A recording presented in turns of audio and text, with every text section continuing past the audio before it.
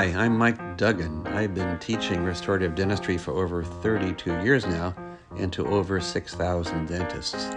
This video shows how I do it. Real-time, mannequin-based, hands-on, point of view, and patient real. If you are a pre-dental student, an aspiring teacher, an international dentist, join me at Duggan Oral Design, dugganoraldesign.com. So, last week, are we rolling? Cool. Last week, if you'll remember, on Thursday, we shifted from first gear to second gear, right? Second gear was kind of exciting. That was a pretty lot of acceleration. Now, third gear, which we're shifting into today, is there won't be quite so much acceleration. So a lot of what we're doing today, we've done exactly the same kind of thing before. We're going to be working on anterior teeth. So we haven't worked on anterior teeth yet, but most of the lessons that we learned with the posterior teeth are going to be really valuable for the working with the anterior teeth. The type of crowns that we're going to be talking about today and for most of tomorrow are, of course, different from the all gold crowns. But today we're mostly talking about PFMs, in which case the metal substructure allows us to use mechanical retention, as in the gold crowns, so that's an advantage. Notice I'm saying that it's an advantage to be able to use mechanical retention. Okay? When you have an all ceramic crown, you don't have that advantage, because if you use mechanical retention, the forces on the restoration are going to be higher than the restoration might be able to tolerate. Now, zirconia is a very high strength ceramic. Porcelain is not so high strength.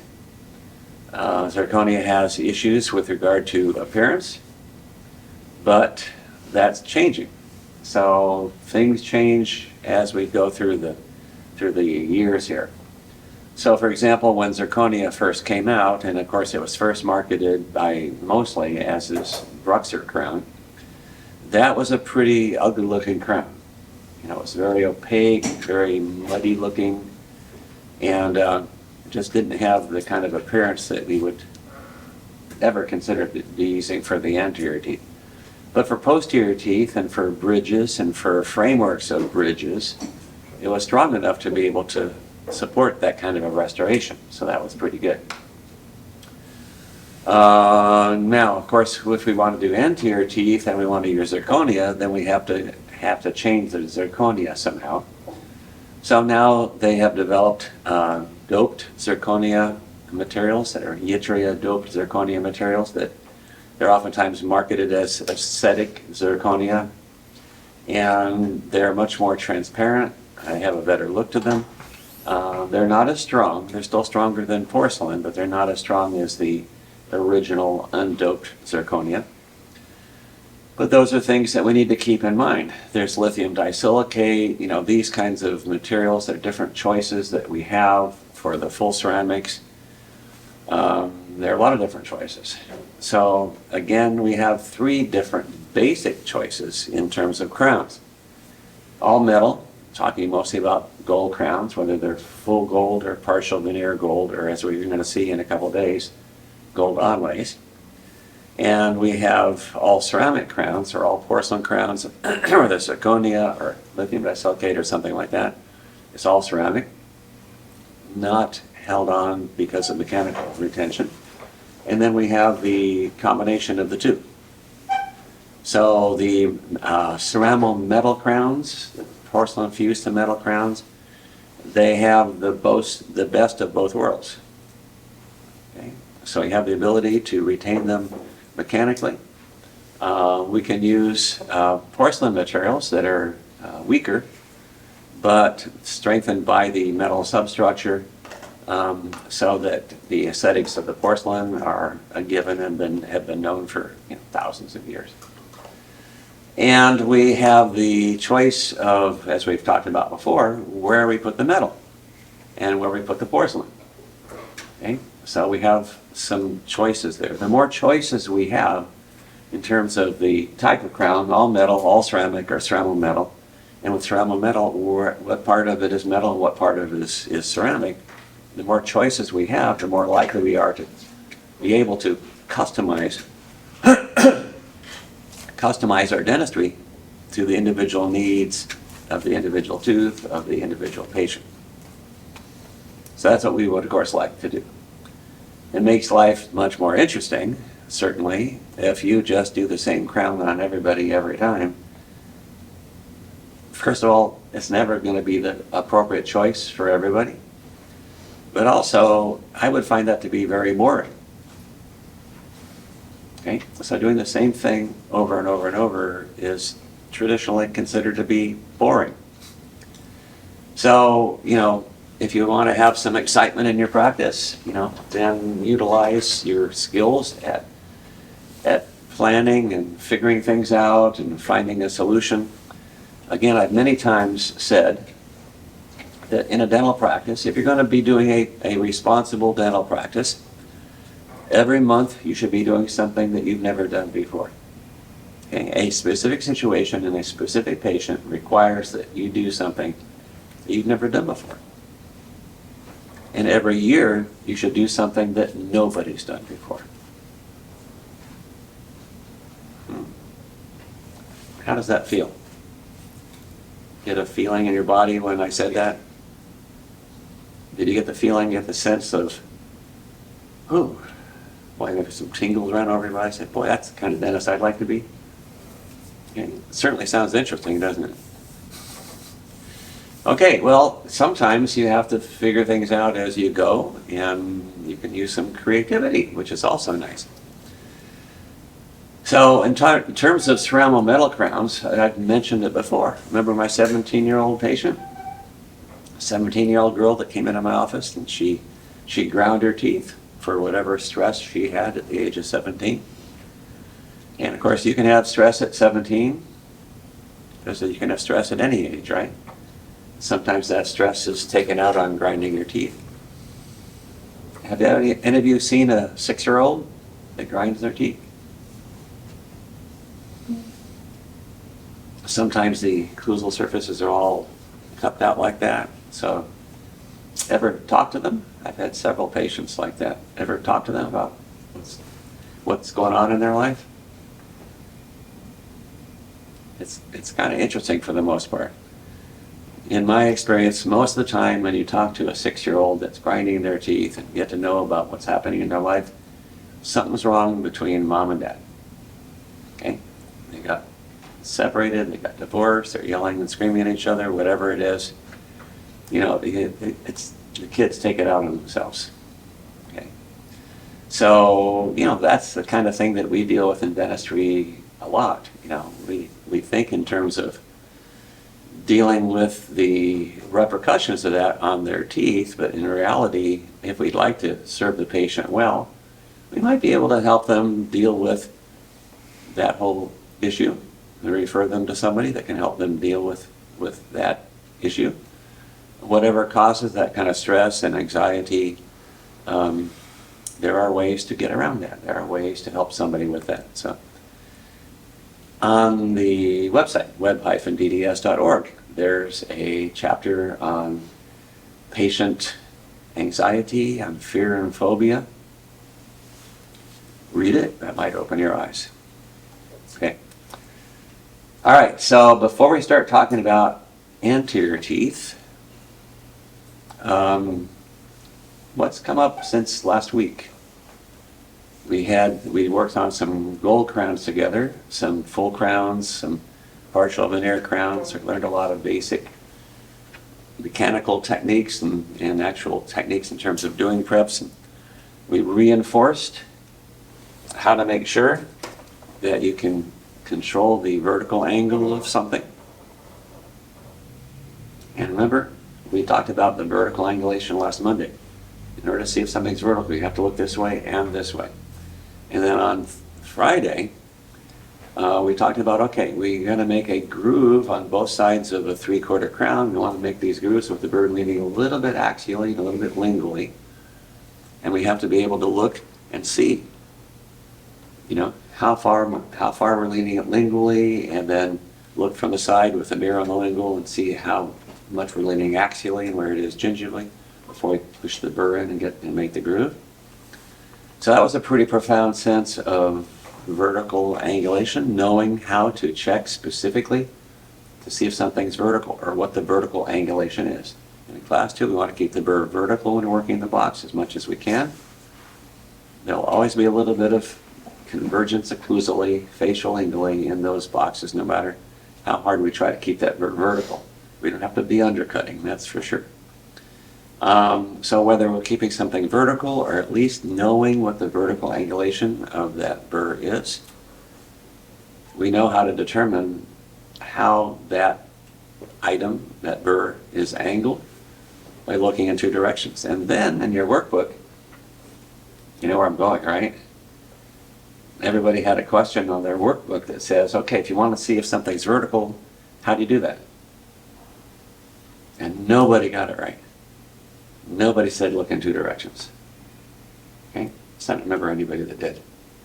But, that's very common.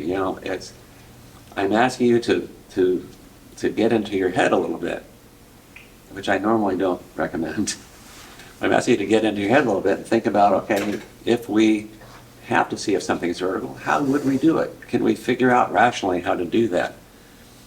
We are able to do it on Friday in making the grooves. Most of you got pretty good angles and so forth, and we talked a lot about how to know that you have the right angles.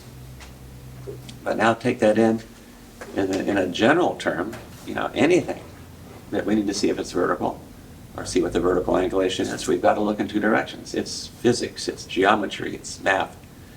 It's just rational. Okay? So take that in, because a lot of what we do is based on highly rational considerations. Okay, so that's something that is going to be carrying on when we talk about anterior teeth. The vertical angulation of the burr as we do the facial reduction of the tooth in order to be able to make the crown. If we have that angle off at all, then we're really going to have trouble. The lab's going to call us on the phone and say, as much as they want to, as much as they would try to figure out how to make the crown, they just can't do it. So the vertical angulation for the burr when we're cutting the facial reduction on a PFM, critically important.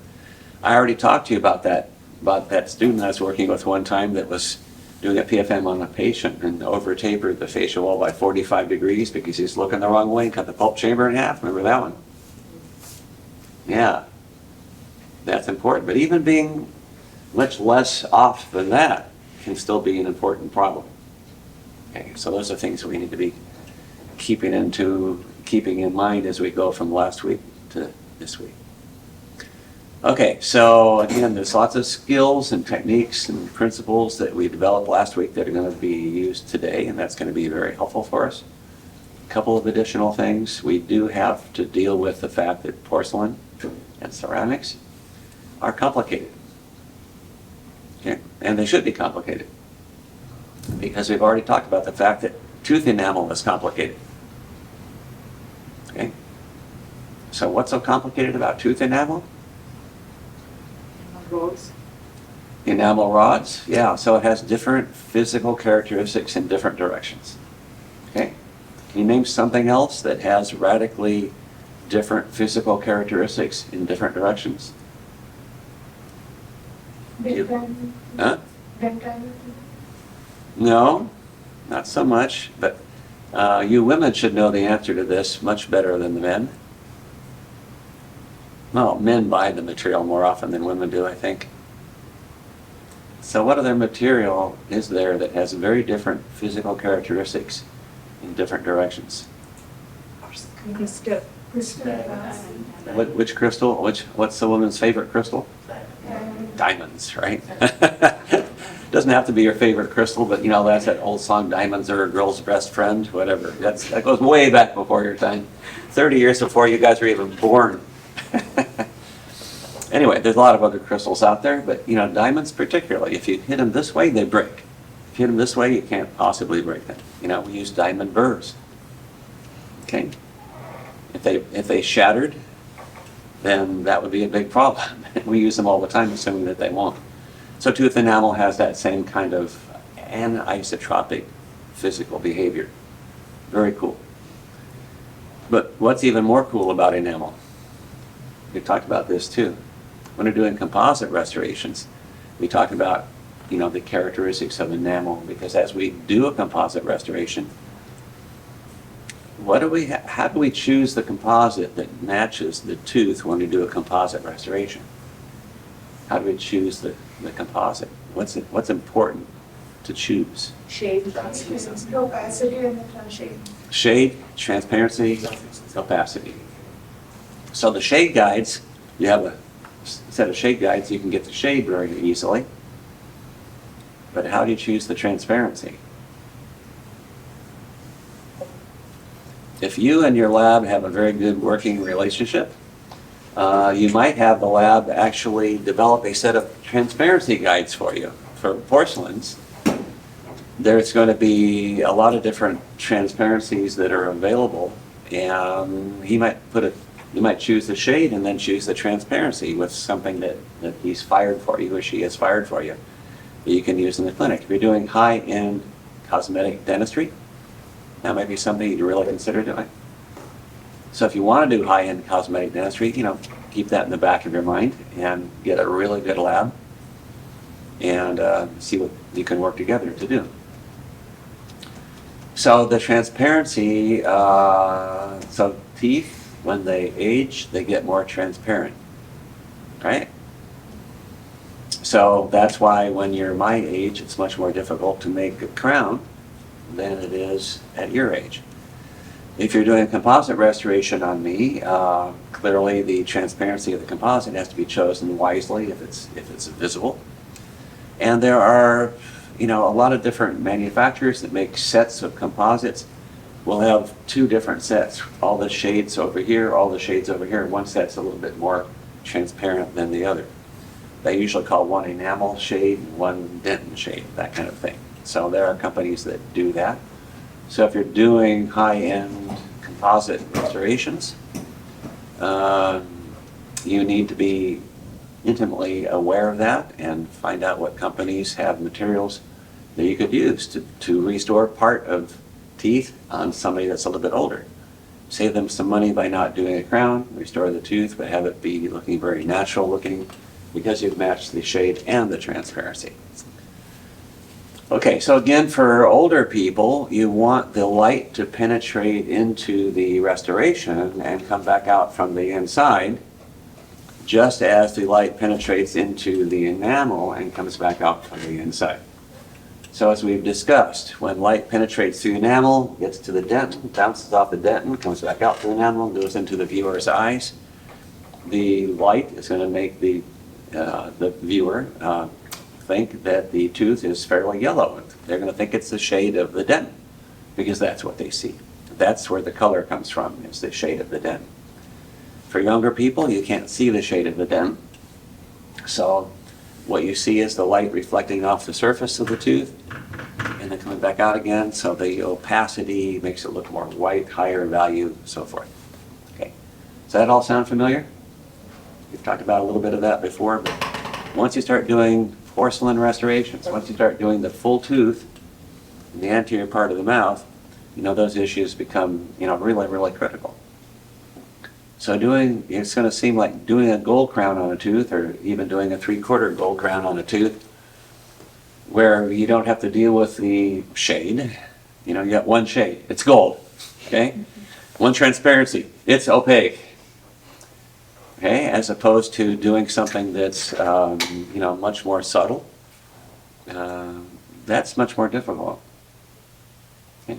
So, especially, there are two really hard crowns to do. In general, there are two really hard, really difficult situations in which to do crowns on a patient.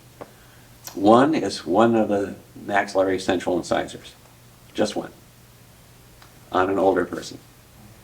So matching the characteristics, the visible characteristics, the transparency, the shade, the lines, all the different things that come with age, and matching that from one to another is very, very challenging to do. And as I've said before, most dentists won't do just one. They'll insist on doing two. Well, find a dentist that knows what he's doing, and you can get one done. The other is a posterior crown, where the teeth are ground flat. We didn't talk about that, did we? Does it seem like a flat tooth? If all the teeth are ground flat, does it seem like doing a crown in that arch should be difficult? Yeah. Does it? Why? If they're flat, just tell the lab, make it flat. Now, you're never going to make anything out of occlusion. It can be out of occlusion for a little while, but teeth have a funny way of wanting to be in occlusion. They like their buddies on the upper arch, There could be less surface for reduction for us to work, so that could be tricky. What is it about the tricky? There would be less surface for us for the reduction to give their attention to the crown. That's why it could be tricky. Well, if they're ground flat and there's a lot of loss on the occlusal surface, then that implies that the axials are going to be relatively short, so we're going to have to go down really far subgingival, but chances are there's a lot of recession anyway, so we have a lot of room to go. Maybe we don't even have to go that far subgingivally. But is there a flat surface in a mouth? No. So when patients grind something flat, the flat's in quotes. Okay? It's not flat. So it's curved. It's curved in a most marvelous way. So if you go to some country, some area where the landscape is rolling hills like this, that's kind of like a flat tooth. Okay? So as the teeth go over each other in protrusion and lateral excursions, they've found a way to sort of mesh in every position. And if you're going to make a crown on one of those teeth, then you have to find a way that it's going to fit the opposing tooth in every possible position of the teeth relative to each other in terms of protrusion or lateral excursions. At every point, they're in contact. They're always touching. Okay? And they should slide smoothly over each other. So you cannot mimic that. Even if you tried, you cannot mimic such a subtle relationship even on a very good articulator. Okay? If you were to make all the measurements and the eminential slope and the hinge axis location, you couldn't mimic that kind of movement in a really good articulator. Okay? So the lab cannot make a crown that fits so beautifully to this opposing very complex mathematical surface. Okay? So I learned this the hard way. I had a patient when I was a student. I was doing a crown and the patient's teeth were flat. And the faculty member that I was working with said, "You're going to have a tough time with this." He said, "This is the hardest kind of crown to do." And I'm thinking, of course, what do you mean? It's flat.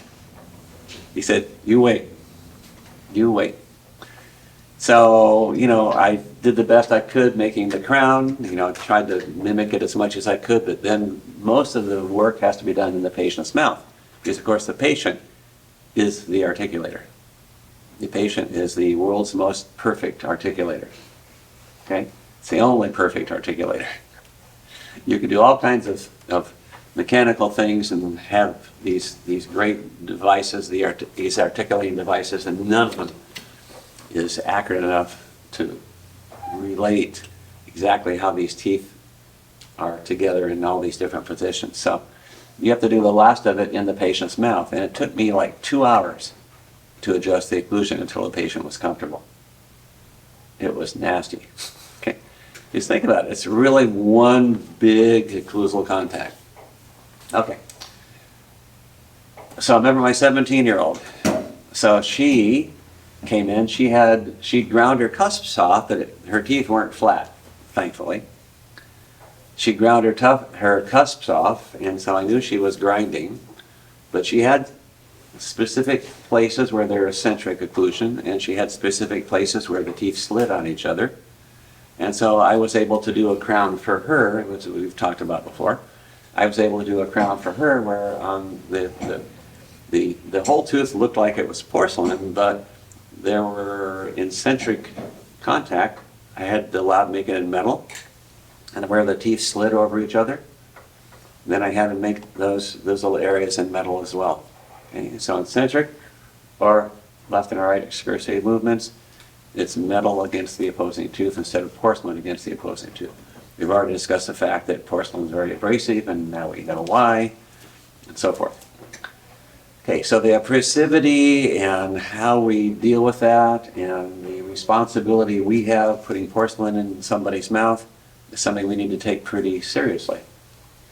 When I was a junior dental student, we had a research project that we had to do, and I went to a guy in the school that had been there for many years. He had a degree in dental materials, and he didn't teach, he just did research. And I went up and I asked him, is there a research project I can do? I had a lot of years of experience designing research projects in chemistry, in physical chemistry. So I asked him, and he says, you know what? He says, this is what you should do. You should build a device that can test how abrasive porcelains are, and test it with various porcelains. So I did that. Really complex, really difficult measurements to do. But these are things that need to be done. And you know what? They still need to be done because we don't have a non-abrasive aesthetic material. Okay? Again, composite materials, whether it's glass with particles in it, we talked about the fact that they're abrasive because we have to adjust their aesthetic characteristics. So finding a way to adjust the aesthetic characteristics, the opacities, and the physical characteristics without generating an abrasive material is something that we haven't solved yet. So keep an eye on that. Anyway, for the anterior teeth, we don't have to worry about it maybe quite as much. What do you think? If you're doing crowns on the anterior teeth, do you think we have to worry about the abrasivity of the porcelain as much? If we have a patient biting down eccentric, the lower teeth are going to be in occlusion with the lingual surface of the upper teeth like this. Well, if we're doing a PFM, which is what we're going to be talking about today, we could put the metal, we could cover the lingual surface with metal and bring it up so the eccentric occlusal contact here is in metal instead of in porcelain. You think that'll help?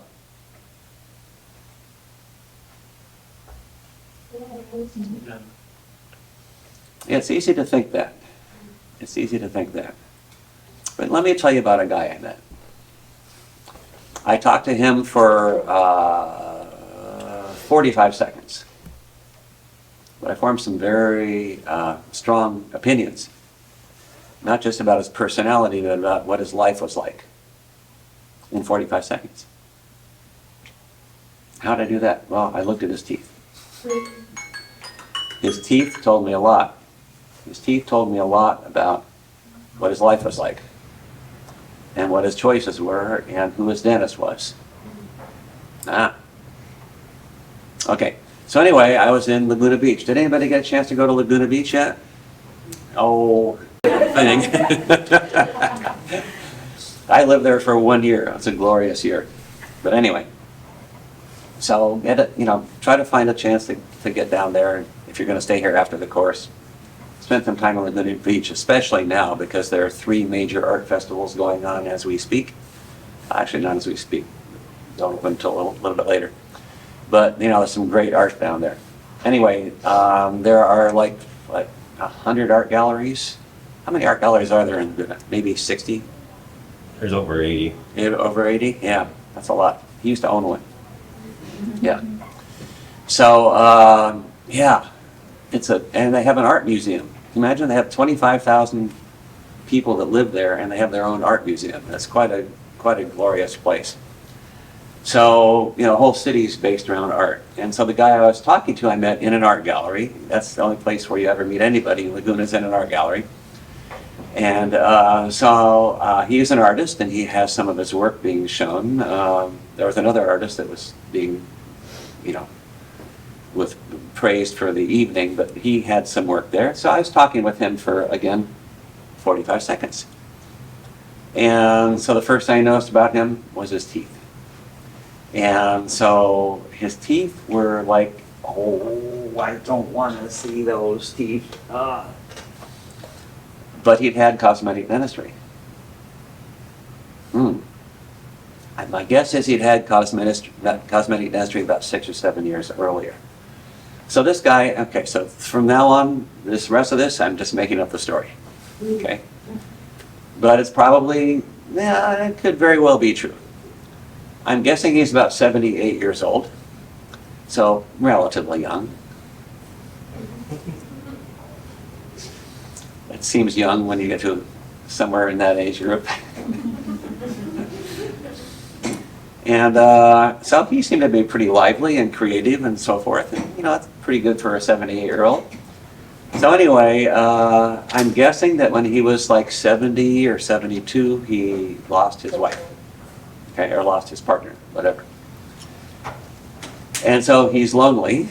And maybe he lost his partner when he was 70, and so now he's 72, and he's ready to find another partner to share life with.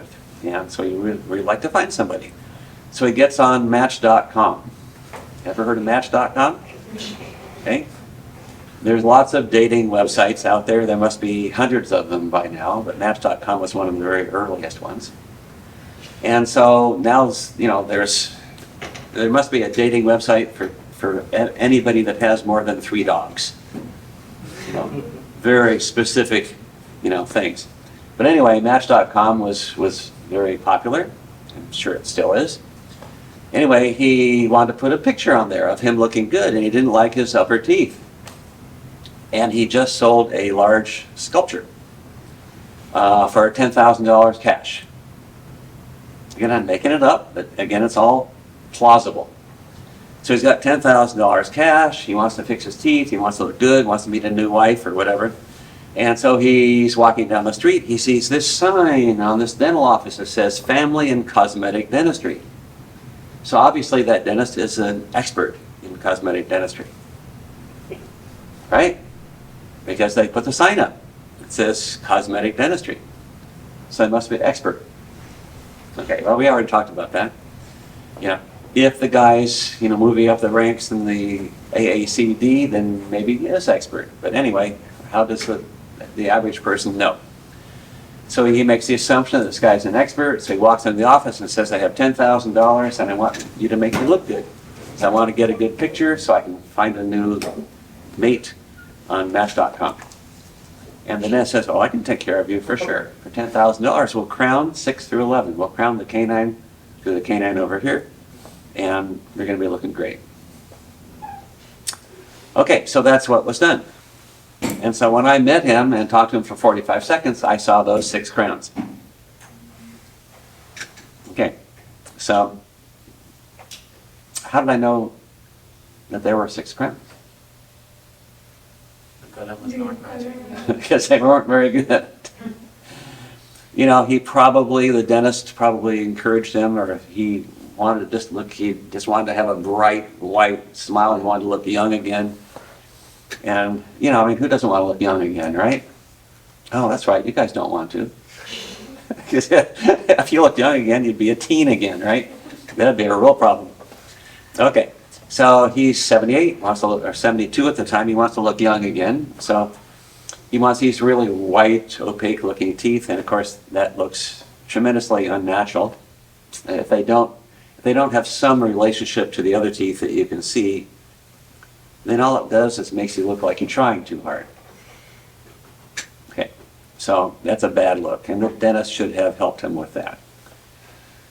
So in any event, the dentist also should have taken into account, and by the way, on that website I was referring you to, there are several chapters on cosmetic dentistry. Look at them very carefully, especially the one that talks about how to evaluate somebody's appearance. It might be useful if you're going to be changing somebody's appearance. You might know how to evaluate it. You might want to learn how to determine, okay, what makes them look good, what makes them look not so good. Anyway, this dentist apparently just all he wanted to do was 6 crowns. 10,000 bucks, that's great. So he took the $10,000, did 6 crowns, and sent the guy out the door. He got his picture taken. Hopefully he found a date. Hopefully they got married, because if they didn't get married soon, the way he looked when I met him, he's never going to meet anybody. So how did he look so different? He had 6 crowns. The crowns weren't, I mean, they were offensive to a dentist, but they weren't very offensive to the general public, except for sometimes when you look at somebody, and you can, even if you're not a dentist, if you look at somebody, you might not realize that they have a bunch of crowns that don't really match the other teeth, but you think something's wrong. You might not realize what it is. A dentist knows exactly what it is. But the regular lay public would look at somebody and say, okay, something's wrong with the way they look. Something's inconsistent. And that distraction to them maybe makes it so that, they don't even hear what you're saying. And so the communications get knocked off. Okay, well this guy, it wasn't just a matter of his teeth didn't match his other teeth in the same arch or the lower arch. It's what his lower arch really looked like. Okay, now he had a lip line that was quite low. You could see most of the upper teeth, but you could see all the lower teeth when he smiled. You see all his teeth down here. Now, some people can't see those teeth at all. With him, you can see them a lot. And this is what I saw. The lower teeth had been ground off about like this. And so when the teeth are ground off that much, they're ground down into the original pulp chamber, which has not been exposed because of the secondary dentin formation. But the secondary dentin is nowhere near as stain resistant. So you oftentimes see people that have this situation that pick up stains in those areas where the original pulp chambers were, and he did indeed. So he had big red dots in the middle of each tooth. Each of the secondary dentin areas was stained red, and all these wear facets were angled outward like this, and the lip line was low. So all you could see when you're talking to him is all these red dots. It looked hideous, I'm sure. And he's walking on the street, children see him and run. It was that bad.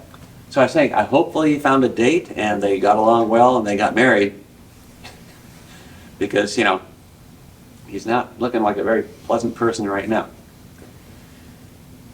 So that's what cosmetic dentistry did in his case. So now we know a little bit about that. How did that grinding take place? How did all that wear take place? Maybe the opposing crowns were PFMs with metal and centric. Then how did these lower teeth get ground off like that?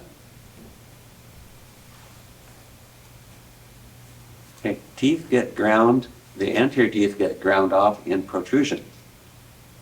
Okay? So if in protrusion the incisors touch, then there's a chance to wear off the opposing teeth. Okay, clearly that was happening with him. Now, here's the question. You visualize you have a practice in Laguna Beach. And this guy walks into your office and he says, I want to look good. And it's this guy. I want to look good. And he hasn't had the crowns yet.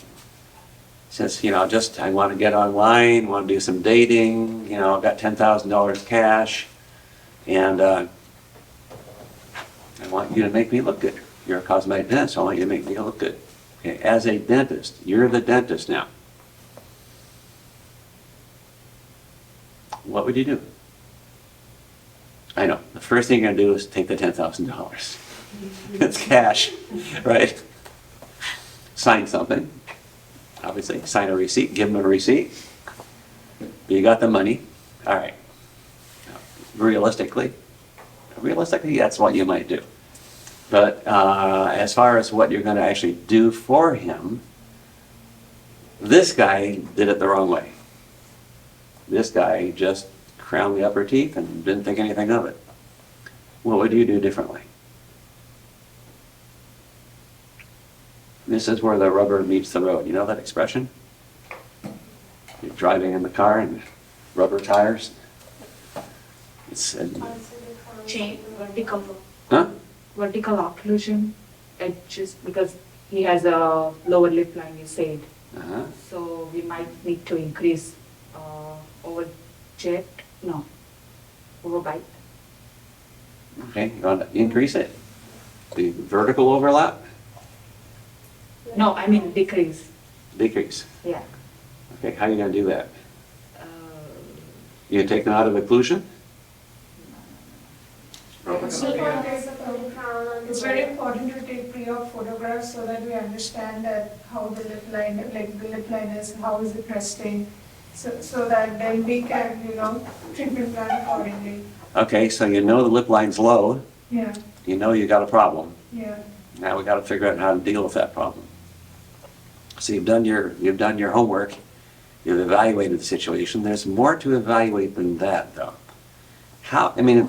The teeth are grinding each other in protrusion, okay? Could we keep them from touching in protrusion?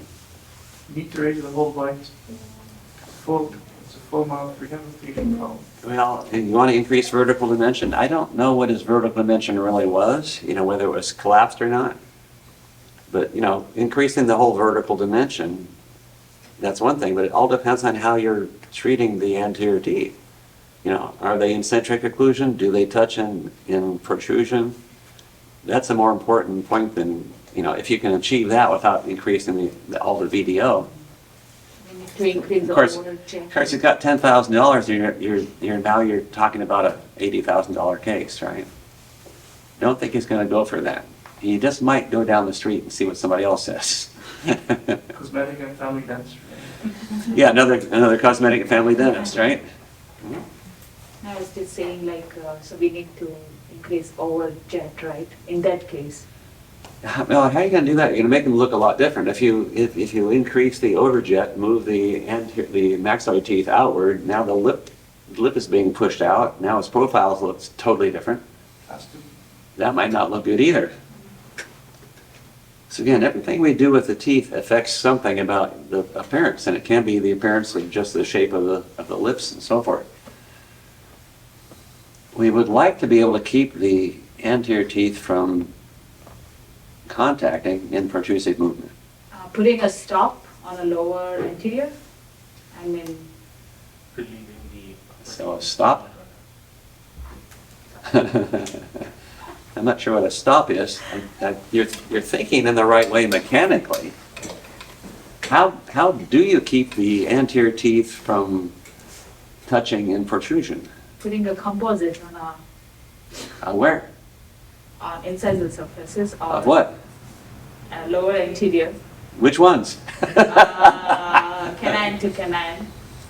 Okay, not all. Now, one of the solutions that we have in terms of resisting wear is to crown all the lower teeth too with porcelain. That would be more practical. If you're going to try to protect the lower teeth by covering them with something, cover them with porcelain. Porcelain against porcelain is not going to wear out.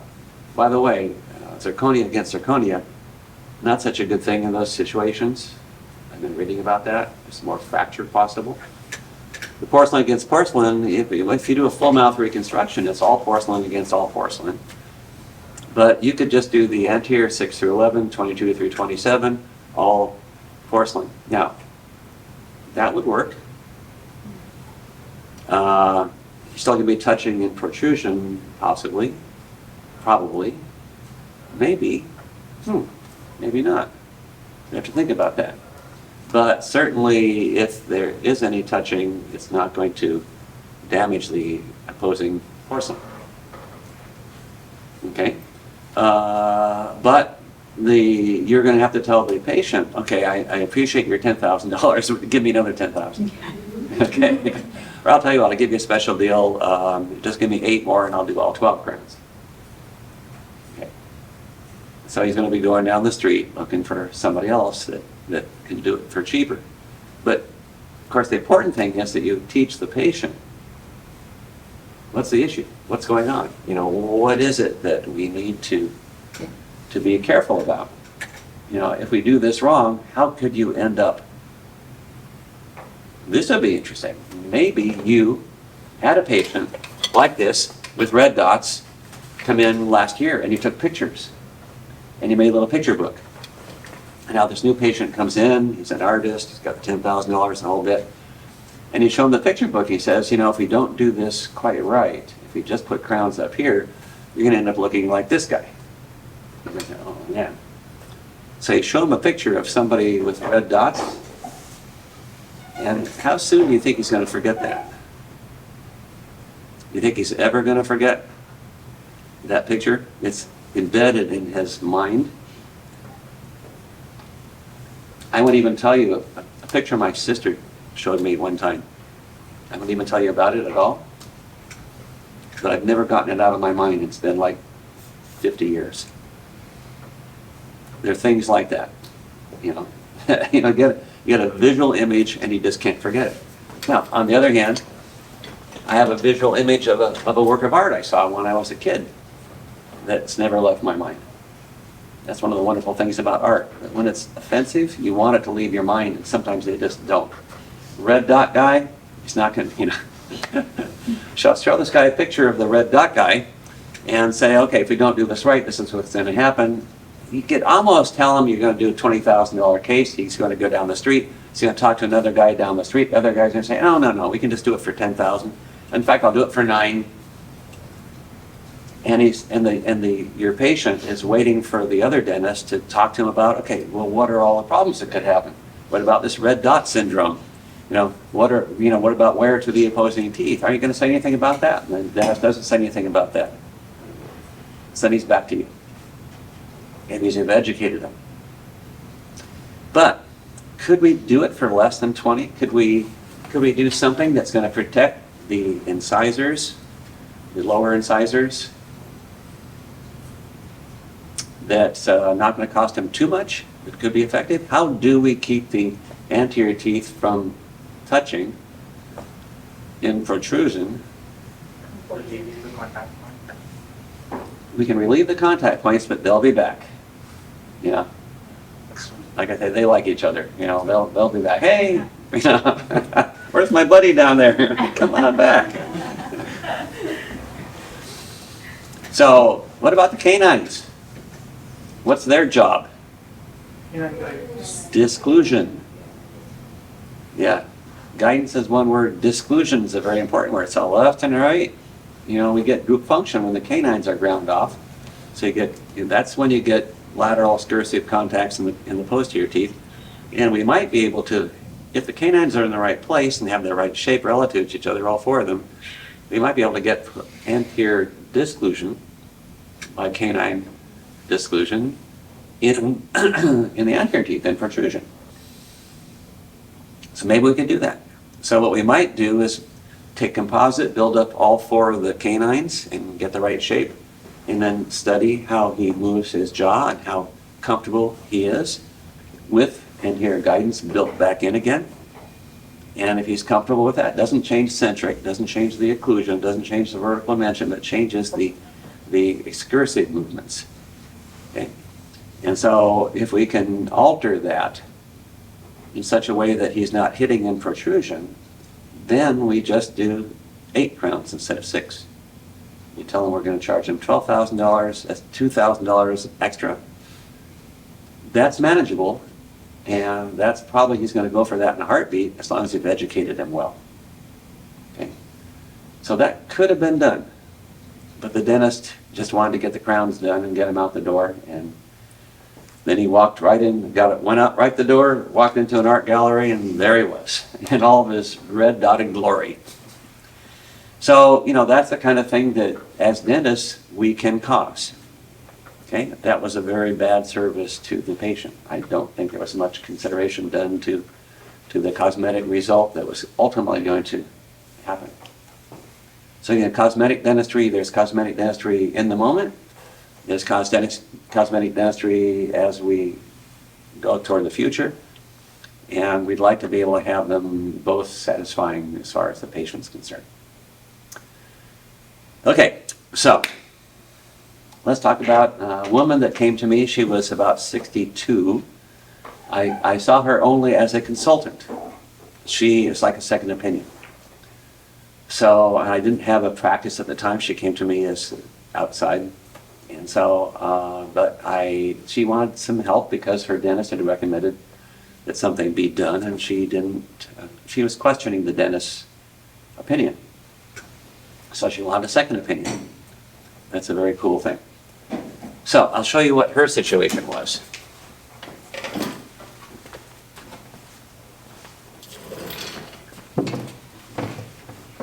And, these are just a few situations that'll make you think a little bit.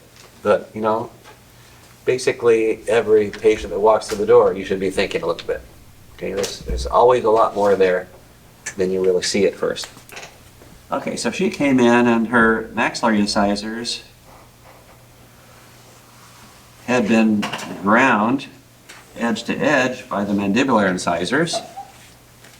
So she had this little area up here of undermined enamel, as you would get if you put your offset on a 3/4 crown too close to the facial surface, right? Weaken the enamel. So it's flaking away, and it looks like a sawtooth.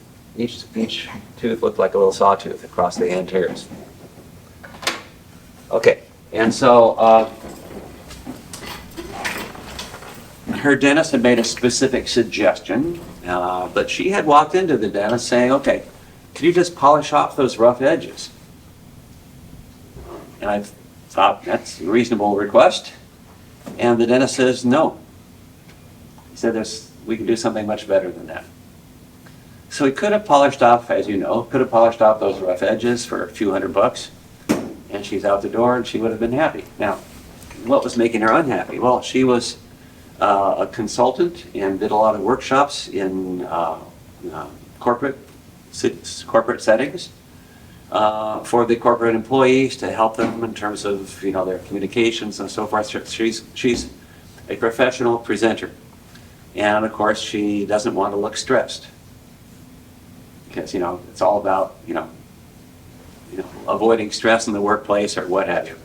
So those flat edges, those rough edges made her look stressed. So changing the shape, you might realize just changing the contours of the teeth just a little bit can make a person look very different, even though you're not aware of it as a layperson. You're looking at that person. I call it the businessman's smile. Okay, I'm being a little one-sided. Business person smile. Okay, when you see somebody that's got all the teeth from canine to canine just ground flat in the front, and the laterals are the same height as the centrals, and everything's flat, that makes them look stressed. And the reason it makes them look stressed, as we all know, that's caused by stress.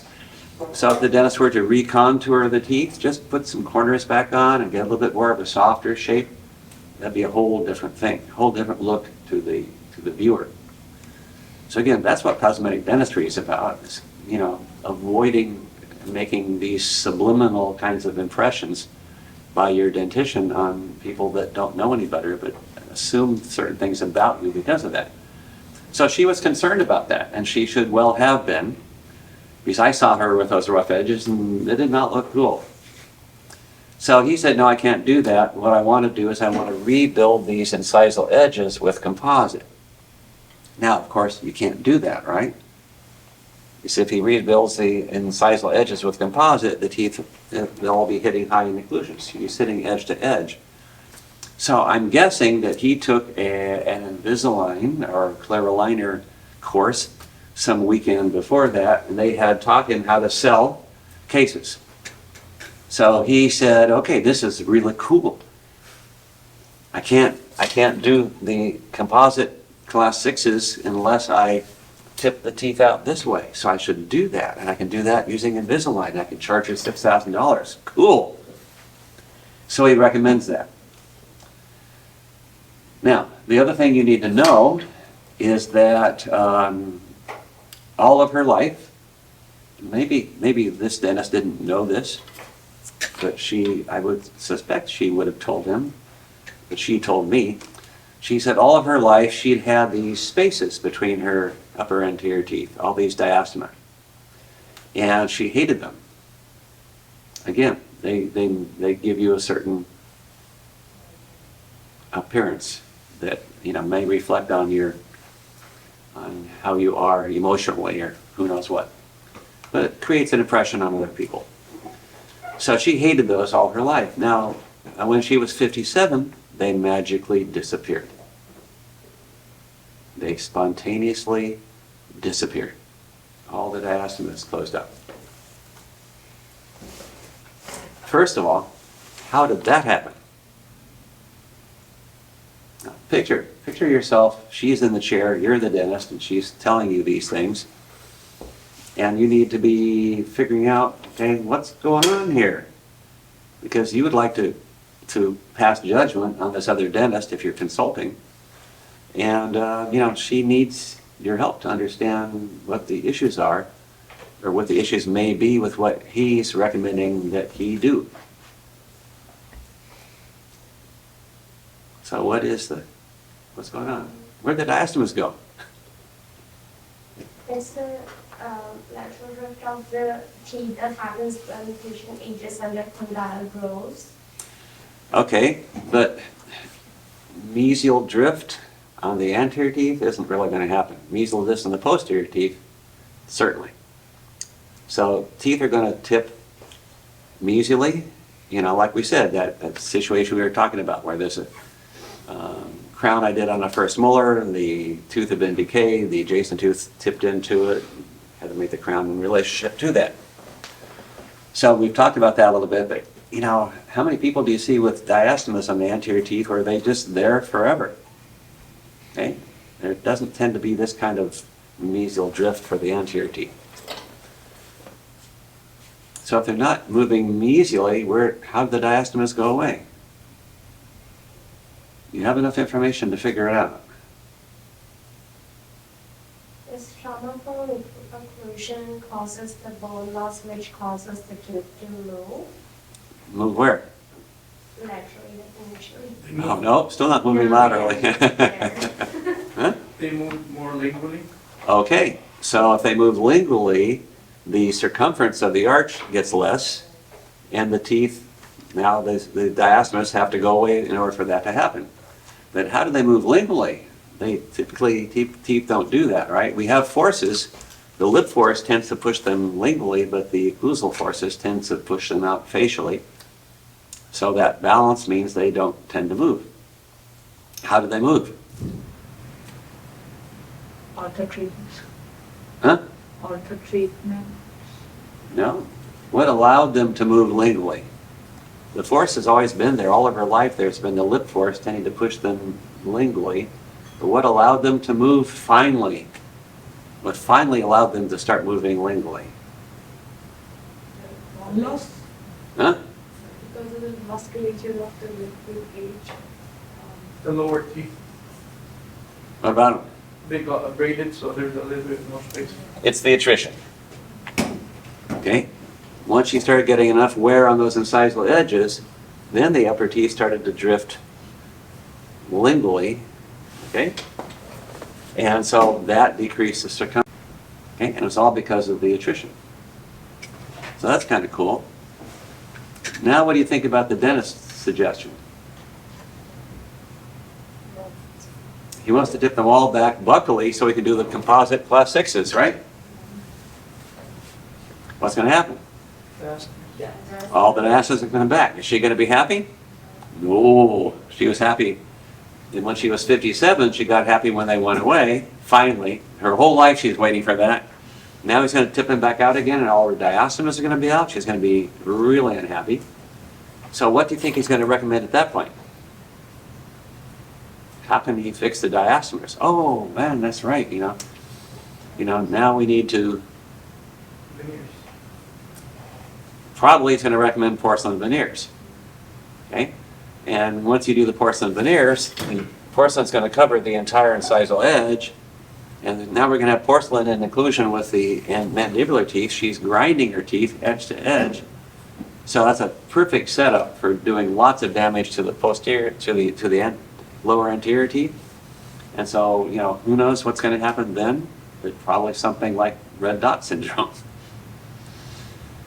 So, She comes in, no, I can't grind off the sharp edges, but I can charge you $6,000 for this, I can charge you $10,000 for this, and I'm gonna leave you looking really bad and dentally crippled.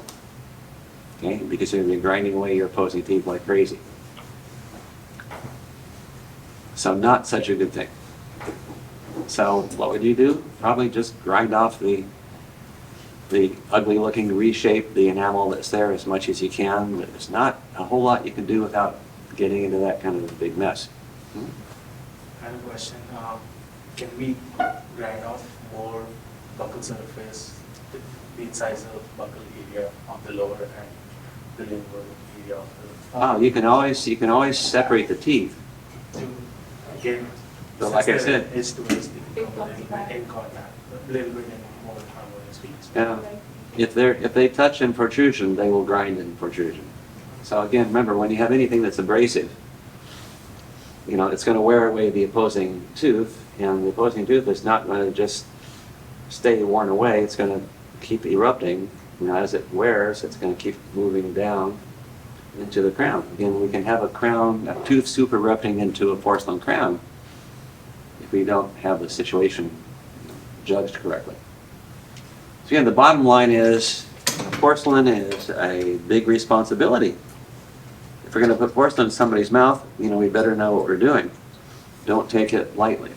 And of course, it's very easy to become swayed by marketing and advertising and so forth to think that, okay, these crowns just aren't abrasive. Just assume every ceramic is abrasive and try to manage the case as best you can and inform the patient as to what the possibilities are. And do your homework. You know? Now again, we have full metal crowns, we have full ceramic crowns, we have ceramic metal crowns, we have those choices.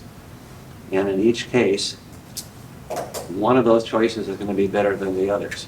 Okay? We have competing kind of needs in terms of cosmetics, in terms of preventing damage. And that in reality, pay attention to the fact that, you know, the cosmetics might be good now, but if you do enough damage, the cosmetics gets worse in other ways that are maybe even more devastating than what you tried to fix in the first place. So as dentists, we have these challenges. Okay? But if we're going to do a crown on an anterior tooth for a patient, we better do it right. Now, again, we don't make the crown. We do the prep, and we have the lab make the crown. Or maybe we have a CAD/CAM machine, and then a robot makes the crown. Okay? Either way, the crown is made, but we have to do a prep that allows the crown to be made well.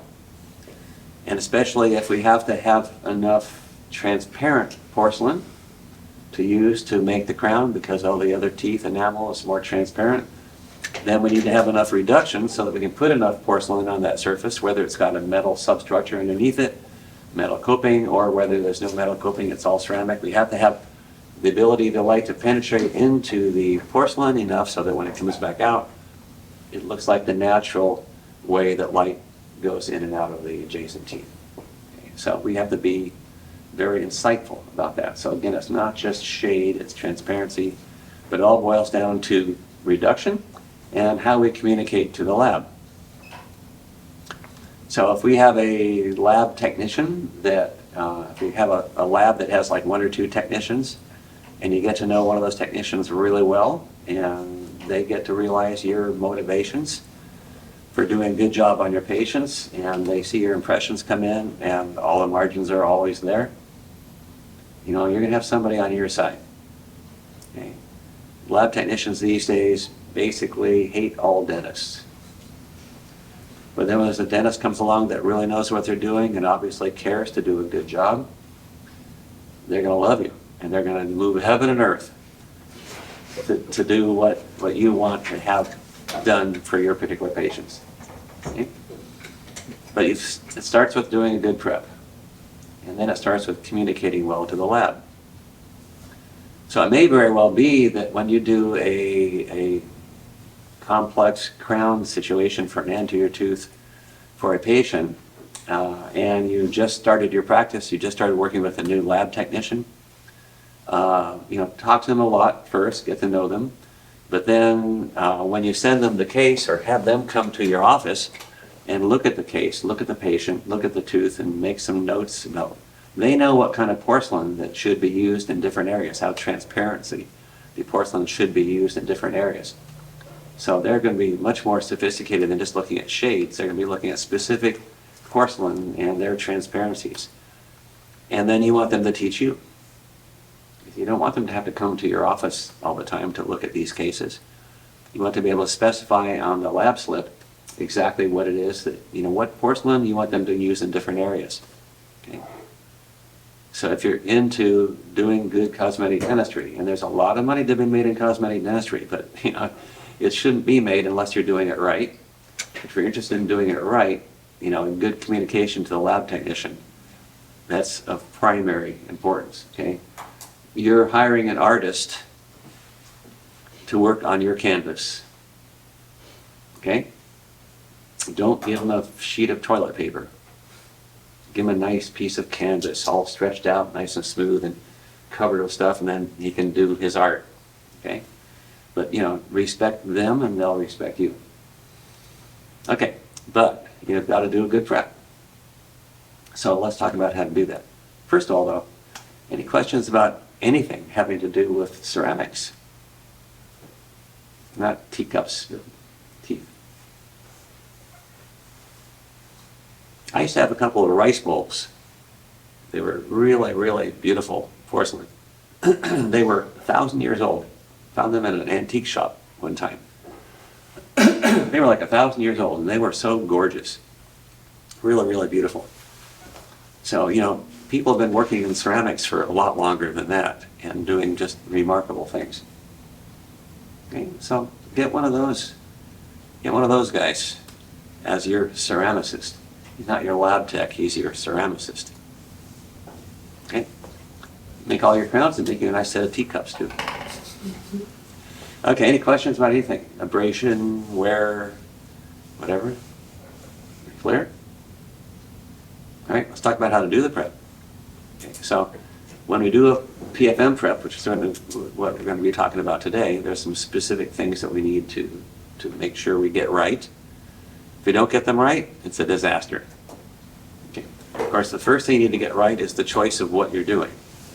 Okay, but we're assuming that a PFM would work out fine in the case that we're going to be talking about right now, in the more generic case, just talking about how to do the prep.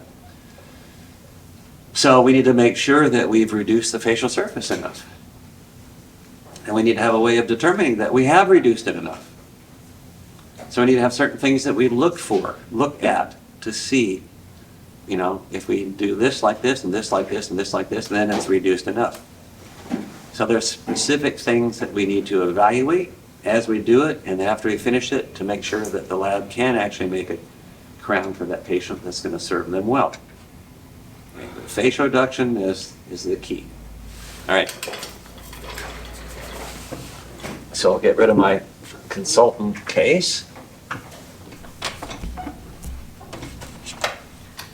So we need to reduce this facial surface so we can replace it with porcelain. For today, we're talking about ceramo metal, so we're going to place a layer of metal over there first, a thin layer of metal, then we'll put the porcelain on top of it.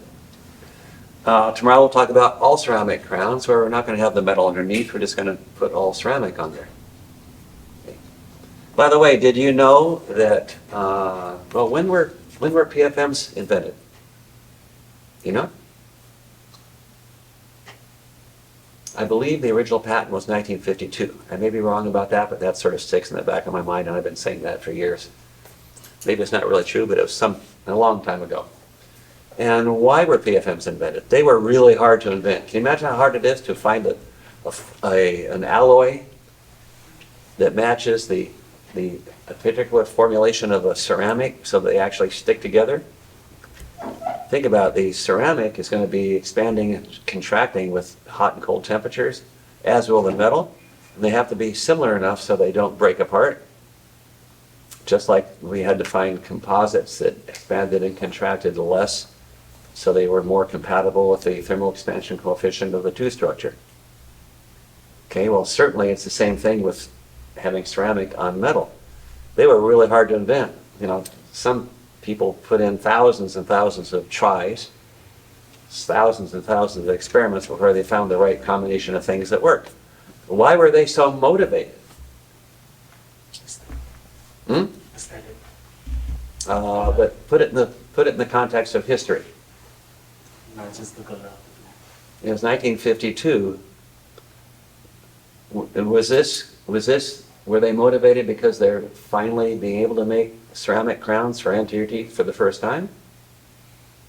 You would be right to think that was the case. After the World War, there was this boom in 50s where everybody was I think so, maybe that's the reason. Everybody wanted to do what in the 50s? In the 50s, it was just after the 40s when the World War II ended, and then there was a sudden slow progress where people were more concerned about beauty and aesthetics, and and can that be one of the reasons why? It might be related to that, but did we have porcelain crowns in the 40s? It began in 30s or 40s, with Porcelain jacket crowns? yeah. Yeah, how about that, huh? So we had them already. So if you wanted to look good in the 40s, if you wanted to look good when you go into the factory to design tools to make airplanes to bomb in the war, you could do that. You go to a desk, get a crown made. Now, there wasn't a whole lot of money being expended on things like that, but there were porcelain crowns made, full porcelain jacket crowns made in the 40s. But what? Because of the wear property of ceramic, they wanted something long-lasting, and that's why. It wasn't the wear. And again, realize that it's still a problem with wear. It's almost 100 years later, and it's still a problem with wear. But the problem was breakage. Okay? All ceramic crowns in the 40s tended to break. And so the PFM was invented to prevent that from happening. They said, okay, if you put metal over the tooth first, and then put porcelain over that, now they're going to be strong. They're supported by the metal, strengthened by the metal. So that worked out brilliantly. When they finally got that invention done and got the formulations done and everything, then we had many, many decades of wonderful success from the PFM. And of course, labs learned how to make great looking crowns with porcelain on metal. Okay, so now once we got into the early 90s, we have the possibility of we start thinking about doing all ceramic crowns again. Wait a minute, they didn't work in the 40s, but in the 90s, now we're going to do all ceramic crowns again? What made us think that we could do them in the 90s when we couldn't do them in the 40s? Hmm? Technology. That's a good catch-all. Definitely technology. What technology? What is it that we had technologically in the 90s that we didn't have in the 40s? Computers. Huh? Computers. That's true. We had computers. So we asked the computer, how can I make a porcelain crown now when we couldn't in the 40s? And, computers don't figure stuff out like that. Okay? It's the future, much more in the future. But there's a lot of technologies that we have in the 90s that we didn't have in the 40s, for sure. So the composition, the brittleness, the brittleness in grinding. Okay, so we had the technology to make porcelain better? This will reduce the brittleness. Porcelain's always going to be brittle. Okay? Now we changed to a different ceramic like zirconia, and it's less brittle. But porcelain's just brittle. Okay? So, but we can use it now. We can even make veneers out of porcelain. Isn't that amazing? What technology allowed us to be able to do that? Huh? Nanotechnological particles and hybrid today that we put as a particles in the. Again, computers and nanotechnology, these are amazing technologies, but they don't relate directly to what we're having to decide. Had questions. CAD/CAM machines would not exist without the technology that I'm thinking about. This is a technology that we've actually talked about a little bit before. Huh? Milling. No, not yet. Yeah, it's a real simple concept, and you're going to kick yourself when I tell you. Okay? Why is it that we can do all ceramic crowns now? We can do all porcelain. We can do porcelain veneers now, whereas we could have the same prep and the same restoration in the 40s, and it didn't work that well, but now it does. What's the difference? Same prep, 40s, 90s. Same restoration, same porcelain, 40s, 90s. What's the difference between the two situations, between 50 years apart? Lab. Marketing, Lab. bonding. Cement. That's the technology. Adhesion. Okay? That sound about right? Okay, I think we visited this a little bit before, but again, keep in mind how important it is. It changed history. When it came down to dentistry, it changed history. Again, we would not have a CAD/CAM machine if we didn't have adhesive cements. In fact, probably CAD/CAM, we're not even using the full technology of adhesion that we have available to us, even when cementing CAD/CAM crowns. As I've said, I've had 2 of them made and fall off because they didn't use the technology that we had available to us. Okay, so in any event, what a change. Okay, now we can do all ceramic crowns again because of adhesion. So remember, we have 2 basic types of crowns in terms of how they're done and how they're applied. One is mechanically retained, one is adhesively retained. In the 40s, all we had was zinc phosphate. Now we have many different cements to choose from, but the adhesive resin cements, when used with etching and priming and silinating agents, coupling agents, and so forth, we can really adhere the ceramic to the tooth, even to the dent. Not just to the enamel, but also to the dent. We prefer not to have to rely on adhesion to dentin. So for porcelain veneers, for example, we try not to prep all the way through the enamel, but we can still get good adhesion to dentin if we put the effort into it.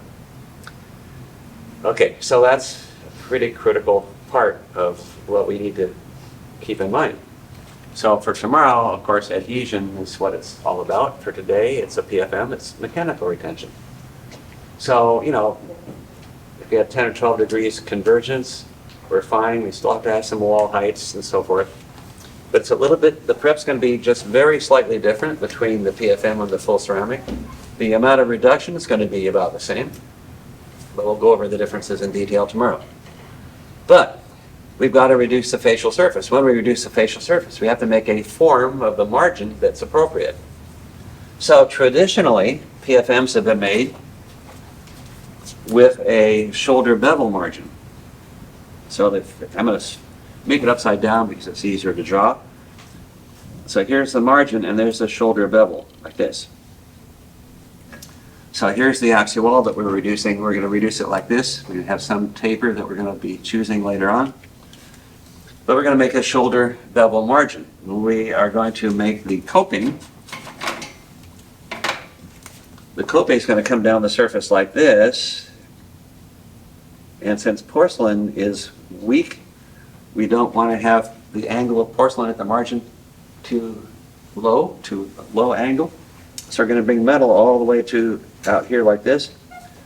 And we're going to cast the metal to the margin. Since we have a shoulder bevel, we have to cover the bevel with metal, and that gives a little collar right here, and that's great. Because it's a cast metal margin, it's very well adapted. Okay. If we tried to put porcelain against that margin, well, it would be breaking because it's too small an angle at the margin. And porcelain, when you fire it, when you hand stack it, and you put it on and you fire it, it shrinks a lot. And you put some more in there to try to fill in the gap, put some more in there to try to fill in the gap. You can never do it completely. You can't fire porcelain too many times. So with porcelain, there would tend to be a little bit of a marginal gap. But with a cast metal margin like this, we have a very well adapted margin. And then we just bring the porcelain up from the metal here like this. So that was the typical kind of PFM margin that was done for many decades. Okay, again, we wanted to get really good marginal adaptation. So when this is on the facial surface of an anterior tooth, we want to make sure that's hidden. So we put it far enough subgingivally so that it's below the gingival level. And we have to go far enough subgingivally so it's hidden for a lot of years until recession makes it show up. We also want to make sure that it's far enough from the attachment level so that we can get a good impression of that margin. So that's the issue that a lot of students have, is how to make sure that they can actually get the impression and yet still go as far subgingivally as they can to avoid the show. Now, these days we don't do the shoulder bevel margin on the anterior tooth. Any margin that's in an aesthetic area, we don't do the shoulder bevel anymore. But we used to for a long period of time. You probably know people or have seen people where you see little silver metal showing up at the gingival margin, okay, because they have a crown like this and now they're getting a recession and it's starting to show. You might know people that have a very thin tissue biotype, so you can actually see the color of the metal through the tissue. So you've seen somebody like that? Yeah. So yeah, you have one tooth and the gum line, the gingiva in that area looks like it's sort of grayish blue. Yeah, not a good look. Okay, so that's why we're not doing that kind of crown anymore, unless it's out of the aesthetic area. If it's out of the aesthetic area, most of the lower arch and the more posterior teeth on the upper arch, we would desire to do this because it gives great marginal adaptation, and the crown's probably going to be more resistant to recurrent decay. And it's actually easier to do the shoulder bevel than it is to do other options. Okay, but what we tend to do these days, and what you're going to do in any exam you're going to take, is an angled shoulder. So you're going to do an angled shoulder, and so if the shoulder is angled so that the outside, the shoulder is perpendicular to the outside surface of the tooth, beyond the margin, then one thing we know is if there is enamel at that margin, it's not undermined. Okay. We also know that since it's angled, we're seating at an angle. We like the crowns, all crowns need to be seating at an angle so it's better geometric adaptation. So it's just like the chamfer we've talked about. So it's a similar angulation gingivally as the chamfers that we've been doing. Now, the trick is that when we do this kind of crown prep,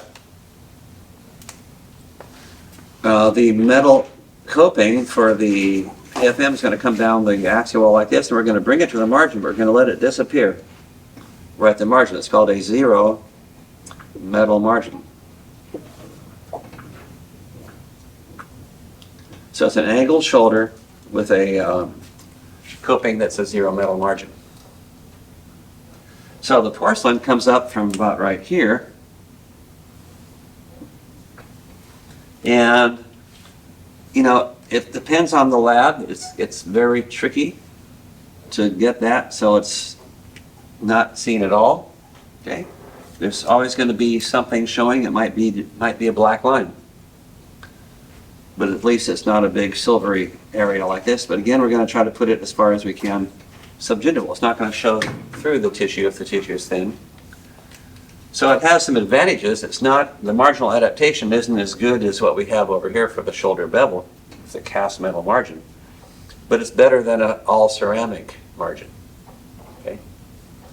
That even though the metal disappears right at the margin, it supports the porcelain better when it's being fired, and so it's going to tend to keep that margin in place a little bit better. Okay, so the form of the margin is something we need to be concerned about, obviously for a PFM. As we've talked about, we're going to have an angled shoulder. We don't want it to be angled too much. What if it's angled too much? If it's angled too much, then the porcelain angle, once we do the metal coping and come down to a zero metal margin, and then do the metal coping, so do the metal coping, then put the porcelain up like this, the porcelain angle right here is very narrow, very acute, as opposed to here, which is more perpendicular.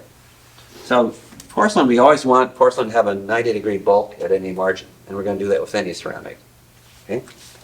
But notice that what we have here is when you angle the shoulder too much, it's basically a bevel. It's just the bevel goes all the way to the axial wall. So it's not really any different from a bevel. So again, we want to be careful about how much we angle the shoulder. What if we don't angle it at all? What if we don't angle it at all? So it's horizontal. Well, of course, we've talked about the fact that we want to have an angulation of the prep as it approaches the margin. Now we don't, so it's seating like this, so the geometric adaptation is not going to be as good. But what if we had enamel at that margin? And we might. For the PFM, especially in these embrasures, here and here, oftentimes there's still some enamel at the margin. So if there's enamel at the margin, the enamel rods are going this way, and we now have undermined enamel because we haven't angled the shoulder. So it's just like the situation we had for the gingival floor of the class 2, right? So we spent a lot of time talking about that. So as long as we angle the shoulder gingivally, so we get rid of the undermined enamel, we're fine. So we want to get a reasonable angle perpendicular to the outside surface so there can be no undermined enamel. We want to get the angulation of the prep as it approaches the margin. We don't want it too steep. Can't be horizontal. So the form of the margin we have to choose, and we have to choose the angulation of the shoulder that we want to make. We also have to choose the amount of axial reduction at that area. Okay? So, for example, if I look at the shoulder bevel or the angled shoulder, the axial reduction is the distance horizontally between the margin and the axial wall.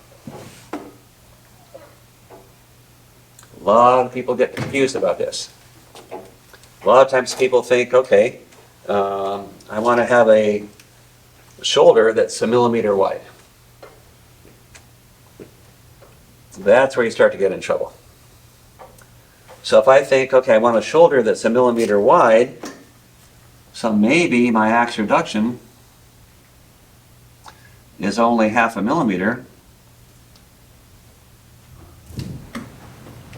Maybe my axial reduction is only 0.5 millimeter, but I've made my shoulder so steep that it's really wide.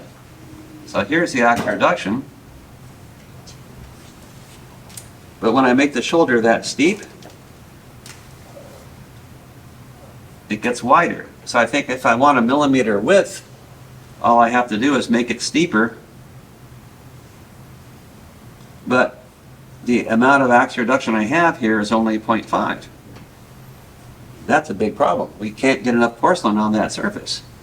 The lab will never be able to make a good crown. Maybe they can on somebody that's really young, where they're making something that's a lot more opaque. It's going to be very hard for them to make a crown, and of course it's way too steep to get strength of the porcelain at the margin. But even more than that, there's just not enough reduction axially to make the crown the way we want. So the angulation of the shoulder are things we need to keep into mind, and of course we always want to make sure that we're paying attention to the chance of any unsupported enamel at the margin and the chance of having the prep too steep, so the porcelain's going to be really weak.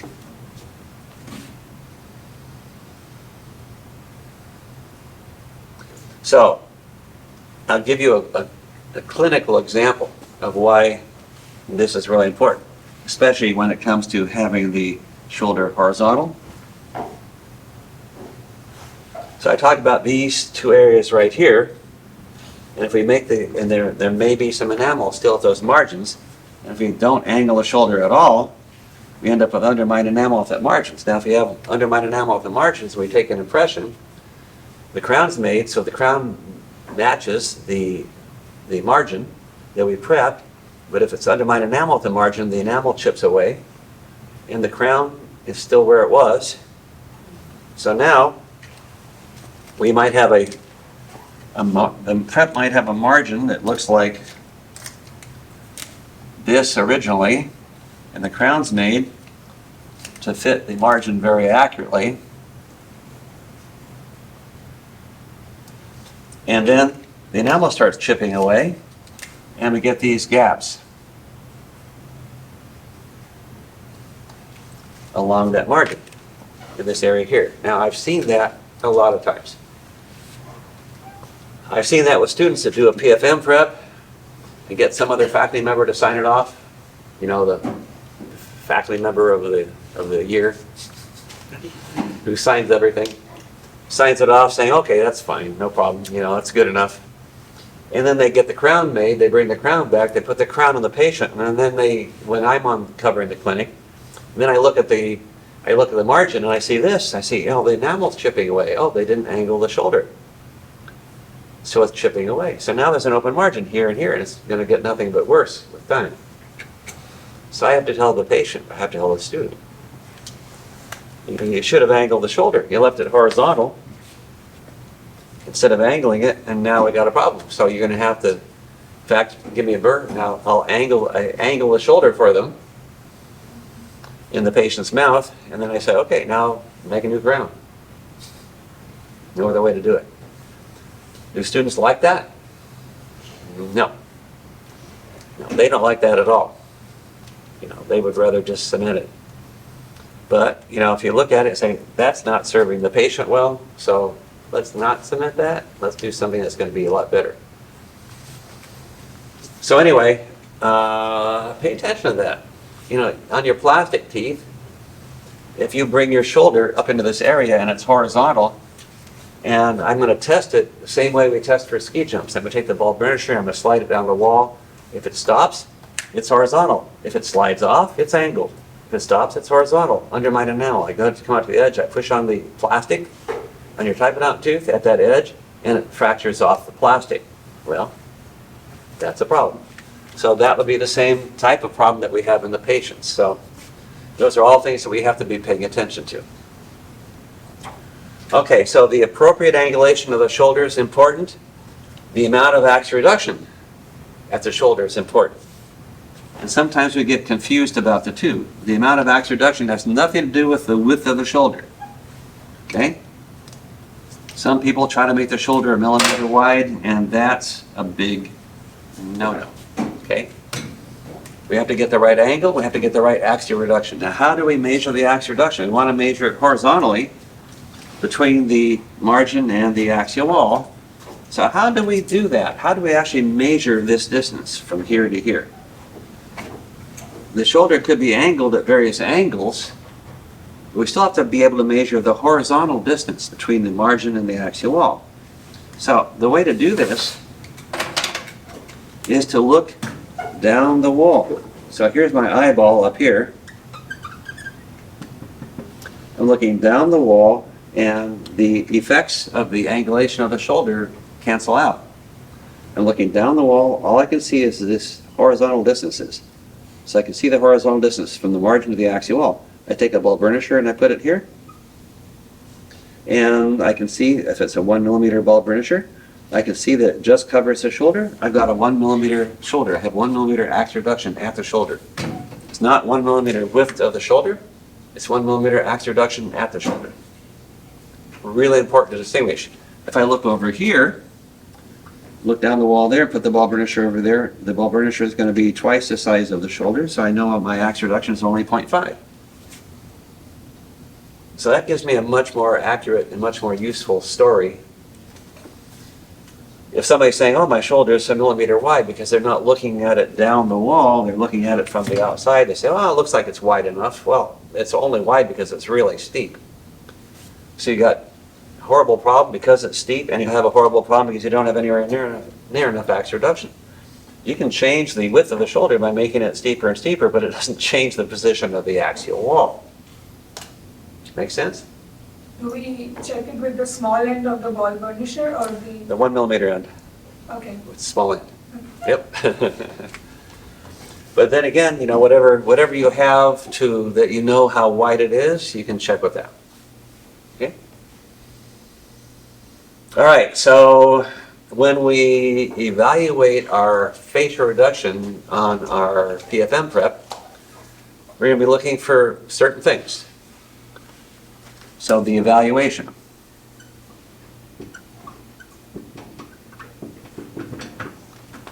One thing we look at is the axial reduction at the shoulder. And we're going to look at it in the middle of the facial wall, also in the mesial facial and the distal facial. I can look down the facial wall and I want to see how wide the shoulder appears from that view, here and here and here. I'd like it to be a nice uniform axial reduction all the way from one facial embrasure to the other. But if you check it in 3 places, probably it's going to be fairly uniform. Okay, so the axial reduction at the shoulder, really important. That's this distance right here. Ball burnisher, look down the wall. And you'll see me doing this many, many times as I evaluate your work. And if the ball burnisher is much larger than the apparent size of the reduction there, the distance between this margin and here is only half of what it should be, that's a big problem. So we can't make a crown there. And then 4, 5, and 6, angulation of the shoulder.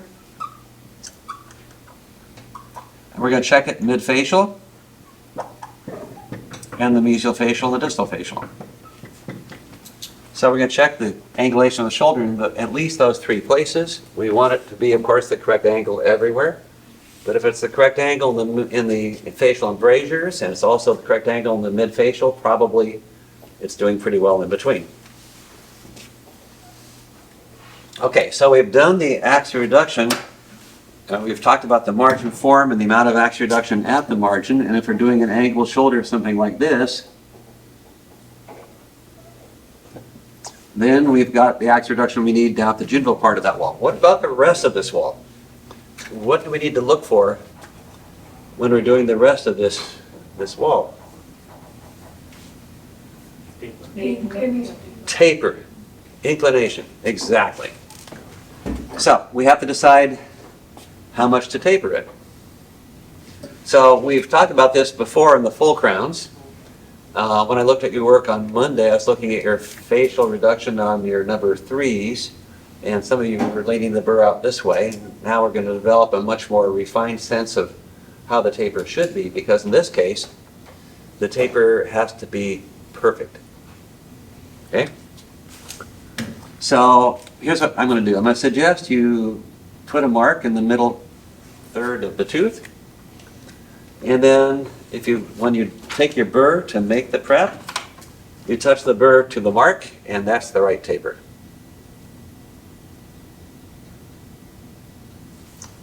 Now you might think, well, that's too simple. That doesn't sound like it makes sense. But think about it. If the burr is at a different angle, it's going to be touching a different part of the tooth. Okay? There's only one angle of the burr where it touches the middle third.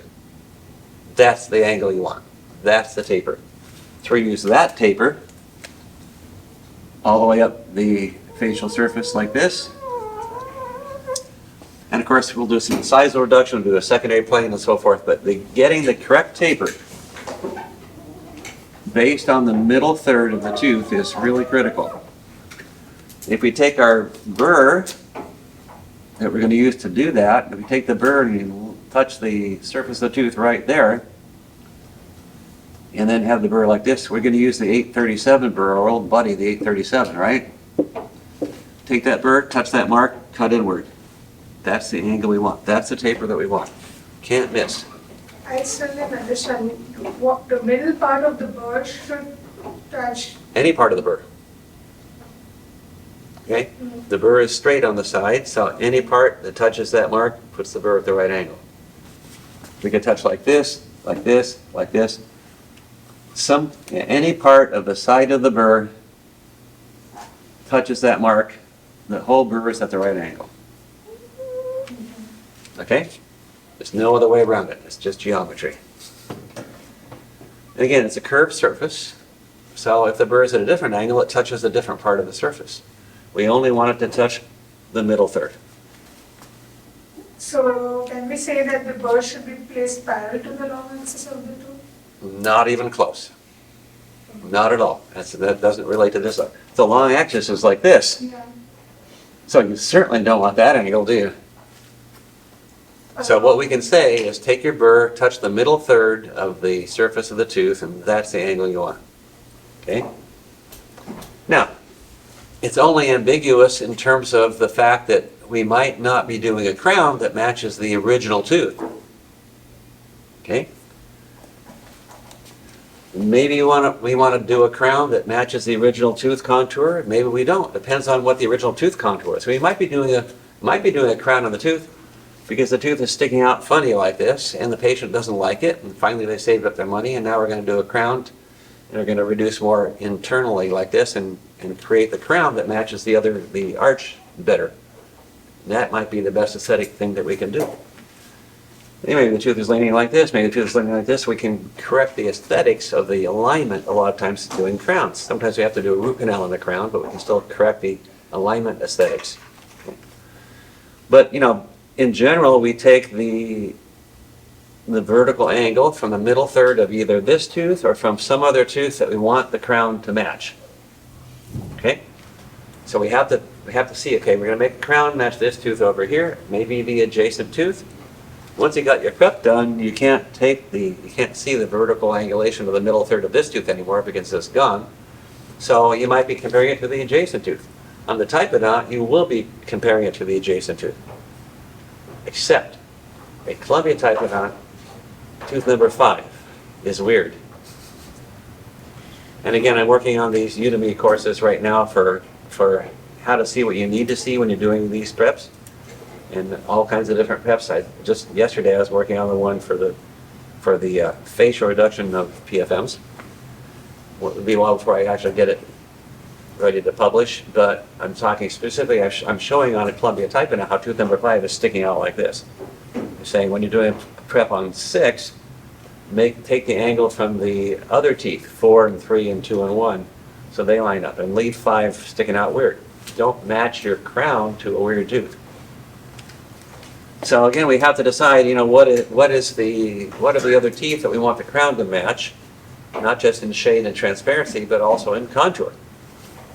But for the Typodont, it's pretty easy. For the Kilgore or the accidental, and for the left side of the Columbia, it's not a big issue. So we can take a pencil and mark on the adjacent tooth in the middle third, take the burr, touch that mark, and then bring it over to the prep, and that's what we can do for the taper. What if we get the taper wrong? What if we lean the prep out like this, as some of you did on your number 3 full gold crown yesterday? Then up in this area, there's no room for porcelain, right? To make a porcelain crown, the lab would have to over contour it way out like this. From the facial view on the patient, when the patient looks in the mirror, they might think it looks okay.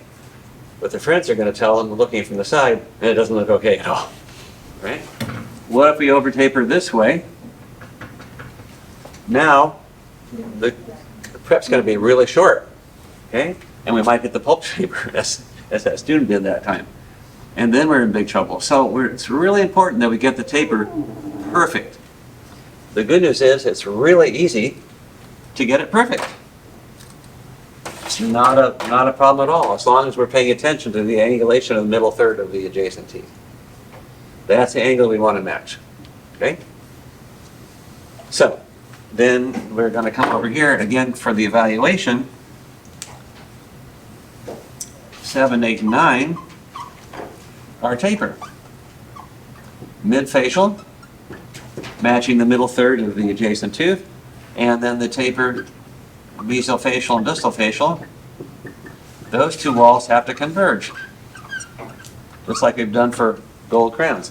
When we do the reduction around this corner here and this corner over here in the embrasures, those two walls have to converge toward each other, because now they're opposing walls once you come around the corner into those embrasures. So they're opposing walls, they have to converge incisally. Right? So I just gave you the first 9 lines on your worksheet for the PFMs, which you're going to be doing tonight. So you might want to think, if you do the worksheet and these 9 lines aren't on there, what were you thinking? Right? So those are your first 9 lines. The facial reduction, evaluating the facial reduction on the PFM is critically important. Okay, again, it's right out front of everybody. It's what you're doing that's going to present the patient to the world. Okay? And so between you and the lab, you better get it done right. So just making the appropriate taper, the right amount of axial reduction at the shoulder, and the angulation of the shoulder being appropriate, and you've done your job. Okay? As far as facial reduction is concerned. Okay, now, evaluating it is one thing, doing it is another. This is so important that we do it right that we're going to break it down into small steps. Okay? It's always a good thing. You know, if you have something that's complex and you have to control a lot of different things, break it down into the smallest pieces that you can, and that's what we're going to do. So when we do it,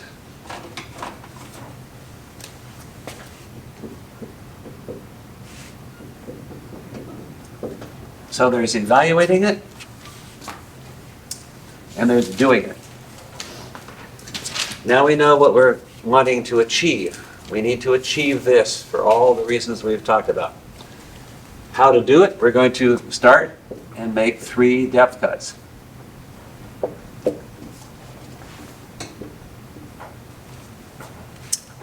So the depth cuts we're going to make with this burr. We're going to put the burr at the angle we want in the middle third of, in the mid-facial part of the tooth. We're going to take the angle from the middle third of this tooth or the adjacent teeth, whatever is appropriate, and we're going to cut inward. And we're going to make a depth cut, something like this.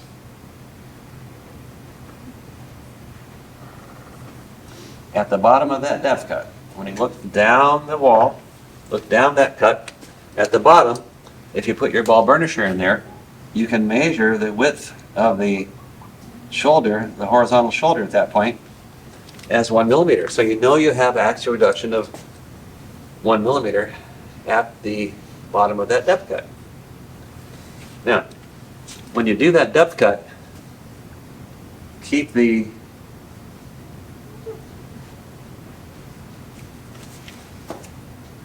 about 1 millimeter above the gingiva, because you're going to angle it later, and you want to make sure that when you angle the shoulder, you don't go subgingival. So if you keep it 1 millimeter above the gingiva when you make the depth cut, then you're okay. So take the 837 burr, touch the middle third, cut inward until you get a depth cut that looks like that at the same taper, and make sure it has the axial reduction that you want at the bottom, 1 millimeter compared to the ball burnisher, and make sure that it's 1 millimeter above the gingiva, so when we angle it later, we end up with a margin a little bit supragingival. So that's the first step, 3 depth cuts. That's the first of the 3 depth cuts. And again, I don't use depth cuts for anything in the posterior teeth. So the first depth cut will be at the middle of the surface? Yeah, the first depth cut is going to be in the mid-facial area. Okay. Okay, anywhere around in here, it's be fine. Okay? So that's the middle, from mesial to distal, that's the middle of the shoulder that we're going to make eventually. So that depth cut should be a uniform depth, like 0.1 millimeter, because we are taking the angle taper, right? So for the middle surface of the tooth, it is going to be a more depth than the upper and the lower. We're going to be reducing more in this area than we do down here. At the gingival area, we're going to have the reduction just 1 millimeter. So we're measuring at the bottom. But above that, occlusally in the middle, depending upon how curved the tooth is outward, we're going to be reducing a lot more than that, but we don't care.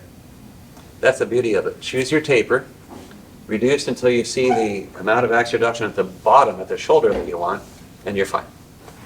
Okay. So yeah, there'll be plenty of reduction up into here, and of course the lab will just fill that back in with porcelain. As long as you've got the right taper. Okay? Don't start to do anything at the angle of the gingival third. If you try to make 3 angles, then it gets real complicated down at the bottom. And you're probably going to be under-reduced up here, and probably going to have a huge undercut. So We're just going to try to keep it as simple as we can. Just take the burr at the right angle, cut axially until we get the reduction that we need at the shoulder. Then we're fine. So make a depth cut there. We're going to make another one as close as we can get the burr to the adjacent tooth here.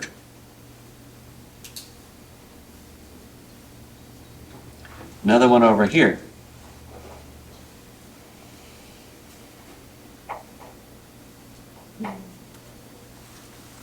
So 3 depth cuts. And as I said, the ones in the embrasures are going to lean the burr a little bit toward the axis and then push it toward the axis, but again, keep it 1 millimeter above the gingiva. So the middle third depth cut is going to be something like this, or the mid facial depth cut is going to be something like this, and then the depth cuts are going to be more like this at the mesiofacial and something like this at the distal facial. We're angling now, so these walls are going to be converging incisally, and again 1 millimeter above the gingiva. Now you might be making a depth cut in the mid facial here. The mesofacial might be way up here because the gingiva rises up there, and it could be a distal facial over here. So you're making depth cuts at 3 different levels incisal gingivally, but always when you come around the embrasures, it's always going to be leaning, converging, leaning axially, and the facial is just going to be leaning, matching the middle third of whatever tooth we're going to match the crown to. Okay? So if you do those steps right, do those 3 depth cuts correctly, then you're off to a great start. If you do them poorly, you're off to a bad start. If you only get 0.3 millimeters shoulder at the bottom, then it's not going to be a pretty. Again, we look down each one and make sure the ball burnisher fits just at the level of the gingival floor there, the floor of the depth cut. That should be look the same as the ball burnisher in each of those areas. Okay, so then once we've done that, we're going to connect together.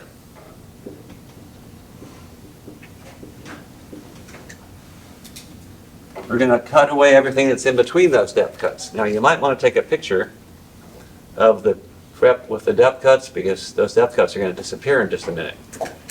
So if you get a still picture of it, that will give you an idea as to what it looked like before I made the connection together. So we're going to take the same burr and we're going to cut away everything that's between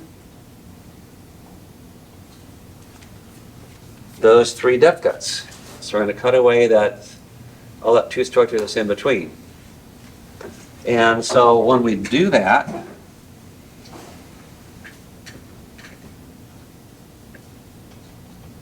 we're going to end up with a shoulder.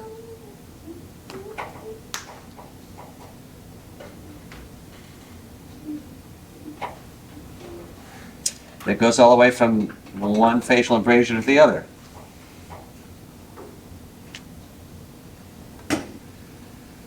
And I evaluate that shoulder looking down the wall the way you are right now. You're looking down that facial wall. You can take your ball burnisher and put it there and see that the ball burnisher just covers the shoulder in each of these areas. So you know you have a millimeter uniform shoulder. So the axial reduction at the shoulder is a uniform millimeter all the way from one facial embrasure to the other. And then at the same time, of course, it's following the level of the gingiva, a millimeter away from the gingiva all the way from the gingival, from the mesiofacial to the distal facial. Okay? Like this, to that. Okay? So that's what it should look like at this point. 3 depth cuts joined together. Now, what do you think we should do now to that shoulder?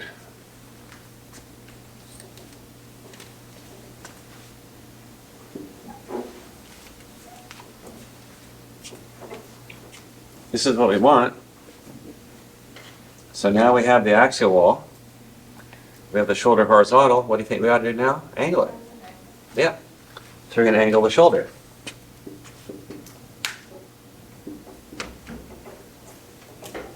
Now, we have two different ways of doing it. If we're going to do a PFM, we're going to angle it using the 837 012 burr. And so we're going to lean the burr a little bit away from the wall and use the end of the burr to angle the shoulder gingiva. So we made the depth cut above the gingiva, lean the burr like this, angle the shoulder gingivally, and then we're going to stay above the gingiva. That's going to be our final gingival margin, but now we're going to angle the shoulder. Okay, so we lean the burr away from the wall. So on the mid-facial, it's leaning facially. When we angle the shoulder in the mesial facial, it's leaning away from the wall, leaning away from the axis. And then distal facial, it's leaning away from the wall, away from the axis. So you notice that the burr's never at the same angle in any two places, right? So the common mistake is to lean the burr facially and go back and forth like this. That's only angling the shoulder gingivally in the facial area. Up in these areas, it's not angled gingivally at all. It's angled facially. But it's still horizontal in this direction. You want to be angling it gingivally, not facially. So we bring the burr up around this way. Remember, from the lingual, we're going to have a chamfer coming around from the lingual, because there's metal on the entire lingual surface and through the proximal contact. So we have a chamfer coming from the lingual. The chamfer's angled gingivally the way we're used to. And we want to make sure the shoulder's angled gingivally at the same way. And then make sure the chamfer and the shoulder margins are at the same level. And then the chamfer and the shoulder join very smoothly, don't they? Okay? So a lot of times people ask, well, how do I get a nice smooth connection between the chamfer and the shoulder? Make sure they're the same angle. Make sure they're the same level. You got it. Automatic. Okay, but we'll talk about that a little bit more later. But the angulation of the shoulder, again, just make sure you don't lean the burr facially and go back and forth like this. That's a disaster. Because, you know, it's still horizontal this way. And they have a chamfer coming around like this, and the shoulder like that, and they don't talk. Okay? They have no idea what to do. Now, when we blend them together, you know, we can do that. We can make that correction by angling the shoulder finally, and then making it join the chamfer.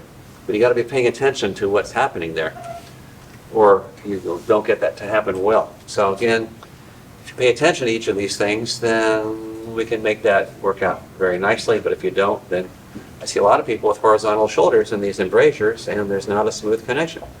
Remember, all crown preps need to have smooth, continuous margins all the way around, 360 degrees, right? Okay, so tomorrow we're going to see that for a full ceramic crown, we're going to angle it in a different way. It's still going to be angled, but we're going to use a different burr so that we get a different, slightly different result. But that's one of the main differences between the full ceramic and the PFM, but we'll talk about the full ceramics tomorrow.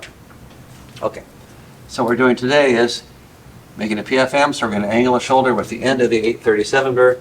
Easy to do. Easy to angle that shoulder with the end of the burr. Just make sure the burr's at the right angle. It angles very easily. As long as it's horizontal shoulders far enough above the gingiva, then when you angle it, it doesn't go subgingival. Again, be very careful to make sure it's 1 millimeter supra. Then it's going to be a few tenths of a millimeter supragingival when you do the angulation, and then everybody's happy. All right, how are we doing at this point? Hanging in there? Anybody falling behind? Okay, finishing it's going to be pretty easy. The facial reduction is the critical part. It's got to be done well. Okay, so that's where we're really concentrating. But let's finish it up. So we're going to reduce the incisal edge. And we want to get a full 2 millimeters of porcelain over the incisal edge. Okay, so and we're going to compare the height of the crown in this area to the adjacent teeth. It's reduction. Okay, how much have we reduced it compared to the adjacent teeth? It's not clearance. Totally different thing. which I'll emphasize more a little bit later. So we're going to get 2 millimeters right off the top, and then we're going to do a secondary plane to try to keep a little more uniform facial reduction all the way up there. We're going to have a little bevel here, something like that. So doing the incisor reduction, secondary plane, that's all pretty familiar to us. We're going to do a chamfer on the lingual. So take our chamfer burr into the burr at the margin, as we always do, and make a nice chamfer on the lingual surface. Now, we can lean the burr a little bit toward the axis, and then reduce until the end of the burr gets to the margin, then we're good. Now, by direct vision, you might be tempted to do it by direct vision, in which case you're going to be able to see about this much. Okay? You can look along here by direct vision, and you'll see about that much. You know, you can certainly do that and get the taper established, and again, see the end of the burr at the margin, put the margin where you want gingerly, but all the rest of it is going to be much easier to do, obviously, using the mirror. Anterior teeth using the mirror is a lot easier than it was on the posterior teeth. So you look along all these walls, all these directions in the mirror so that you can see exactly what you're doing when you're coming through the proximal contact and making a chamfer all the way along those walls.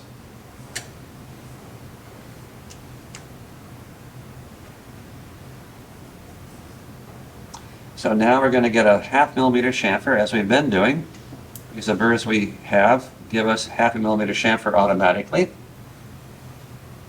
So the 877 burr is certainly what we're going to be using in the interproximal area.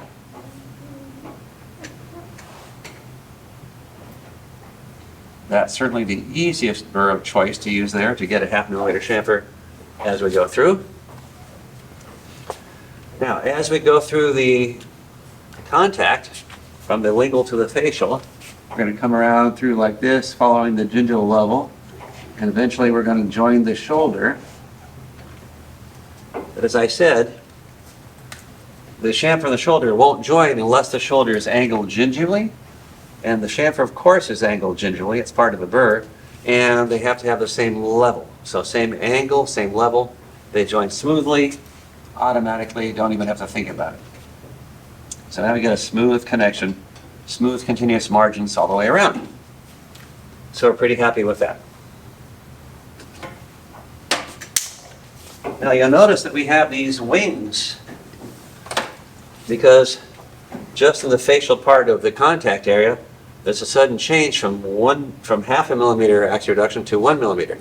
That's the wing. Would it be easier if we, after the 3 parts and the facial reduction, if we do the chamfer first and then get the angle at the level, would it make easier to join both the margins? Good question. Give it a try. So before you angle the shoulder, do the chamfer. Okay. Yeah, that will certainly show you where the shoulder margin has to end up. You'll see the angle. You try to match the shoulder angle to that. But whichever order you do it in, I have a lot of students that don't notice that the chamfer is like this and the shoulder is like this. Okay? So, you know, whatever order you do it in, I think you could choose your order in this case, but you've got to notice what's going on. You've got to know to look for those specific things. And a lot of times when you don't, that's the real problem. It tends to be easiest to just, once you get the shoulder, to angle the shoulder. A lot of people totally forget to angle the shoulder. And that's what gets you in trouble. So I kind of like the idea of making the 3 depth cuts, join them together, angle the shoulder, and then proceed to the lingual. And then when you're doing the chamfer, it's got a place to go. You know, the shoulders can, come on, you can make it. Then when they join together, then you got it. But, you know, try different things.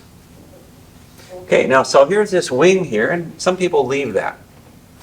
I don't suggest you do it, because most of the time, when people end up with this wing, it's not at all unusual to get an undercut between these little corners here. Again, if you don't make the depth cut with the burr leaning axially, the wing might actually make it harder to see whether you have the right taper in those areas or not. Also, if you don't make the shoulder come into the embrasure far enough and the wing's out here on the facial surface, then you limited the amount of porcelain that can be used in that area, which is very, very visible. So it's probably best and safest to just polish off that little wing.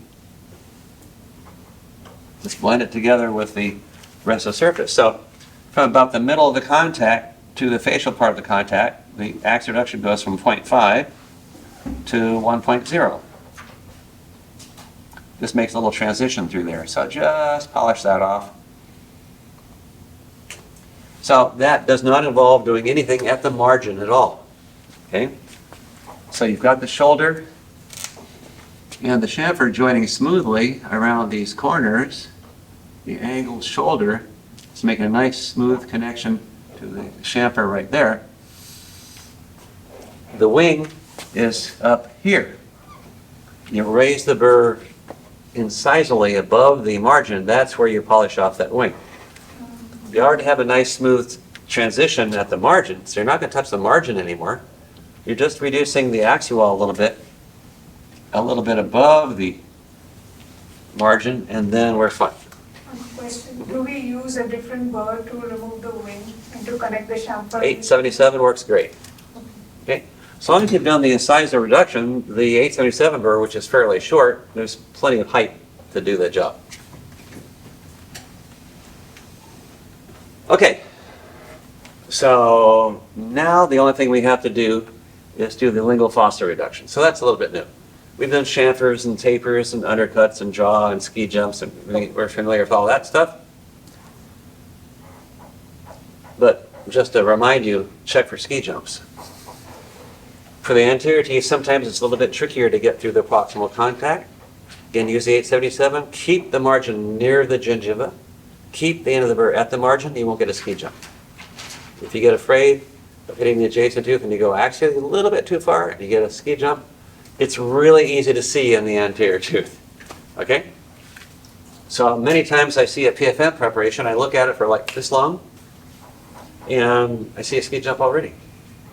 Okay? And if I'm grading your prep and I see a ski jump this fast, then where were you looking? All right? So again, we have to be very deliberate. That's what the worksheets are all about. Look at the mesial margin, check for a ski jump. Look at the distal margin, check for a ski jump. Check jaw, facial lingual, mesial distal, mesial buccal to distal lingual, mesial lingual to distal buccal, whatever. Okay? Check 4 different sets of opposing walls at the very least. Many times people get a good taper on the facial, get a good taper on the proximal, but they have an undercut in between. So when they cut the depth cut here, they have the burr leaning outward. That gets to be a problem. So again, everything, you got to pay attention to everything as we go through here. So I just gave you a bunch more things to put in your worksheet tonight, huh? The 837 burr, it's a part of the burr, right? 837, parallel, just like the 877. Is it easier to use a tapered burr? For what? For the facial surface. Nope.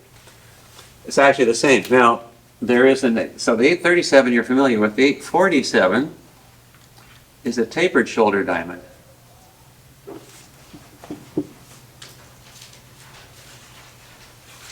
Okay? And so you use it exactly the same way. I might have drawn it a little bit larger.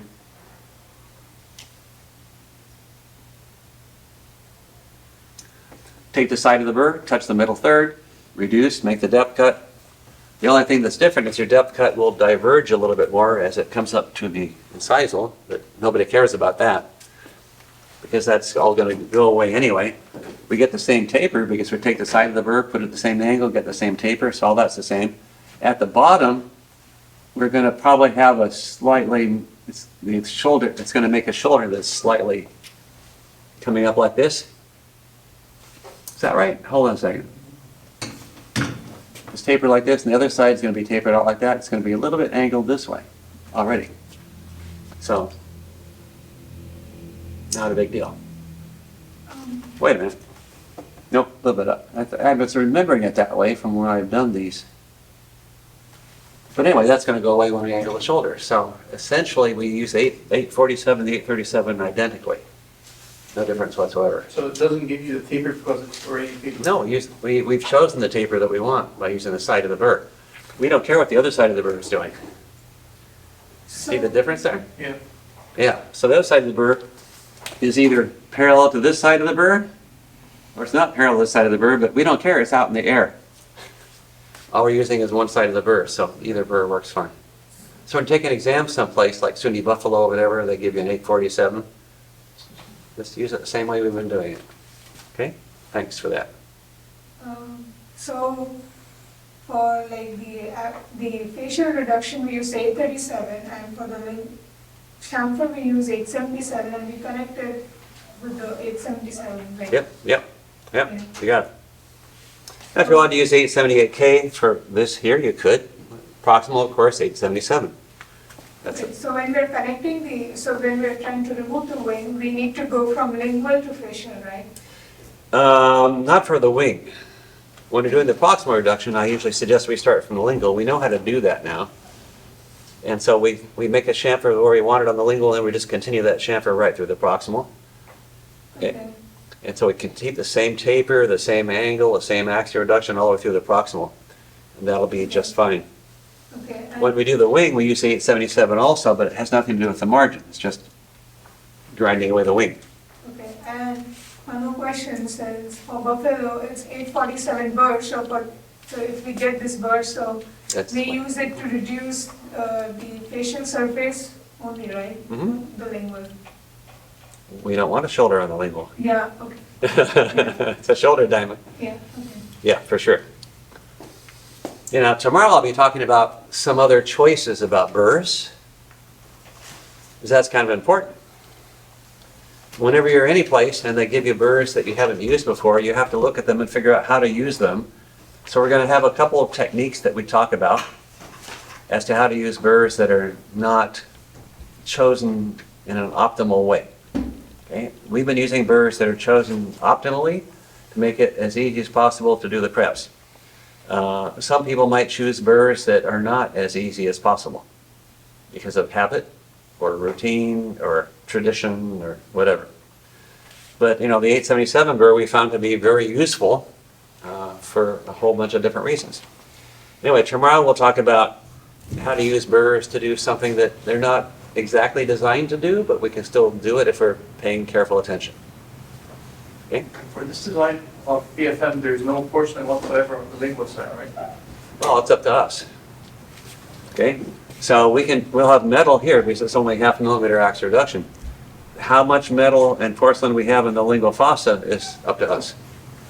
We can decide how we want the lab to do that. Okay, let's do the lingual fossa reduction, then we can talk about that more. So lingual fossa reduction is going to be done something like this. So we're going to have a concave surface from the cingulum up to the incisal edge. And the trick is that it's a very complex, multiply concave shape. There's going to be an incisal edge like here. And then there's a lingual ridge, which is concave from the incisal edge down to the cingulum. And then the marginal ridges are concave from the incisal edge down to the cingulum. So everything has this kind of concavity. There's going to be two fossae, one on each side for a canine, and then the lingual ridge in the middle. Central, of course, will not have a lingual ridge, and we'll only have one fossa. All right, so first of all, we have to decide, well, how do we evaluate if we did it well? And that's worth paying some attention to. The height of this wall right here, between the prep, the vertical wall between the cingulum and where the chamfer starts down here, that straight part of the wall, we want that height to be tall enough, but not too tall. So it's a little bit vague as to exactly how tall it should be, but somewhere, certainly no less than 1 millimeter. So 1 millimeter to 2 millimeters, 1.5 to 2.5, something on this order. But, you know, it depends on where it started. If the tooth originally had a cingulum way up here, then that wall might be taller when we finish to be able to rebuild the same shaped crown. But so we have some choices, but if it's less than a millimeter or even less than a millimeter and a half, probably you over-reduce the cingulum. If it's more than 2.5, probably you didn't reduce the cingulum enough. So that's a little judgment that you have to use, but you have to look for that. And then the incisal edge here, ideally, typically would be about 1 millimeter. So when we do the reduction up that lingual surface, we try to stop so that we save an incisal edge that's about 1 millimeter wide. So that's this edge I'm drawing up here.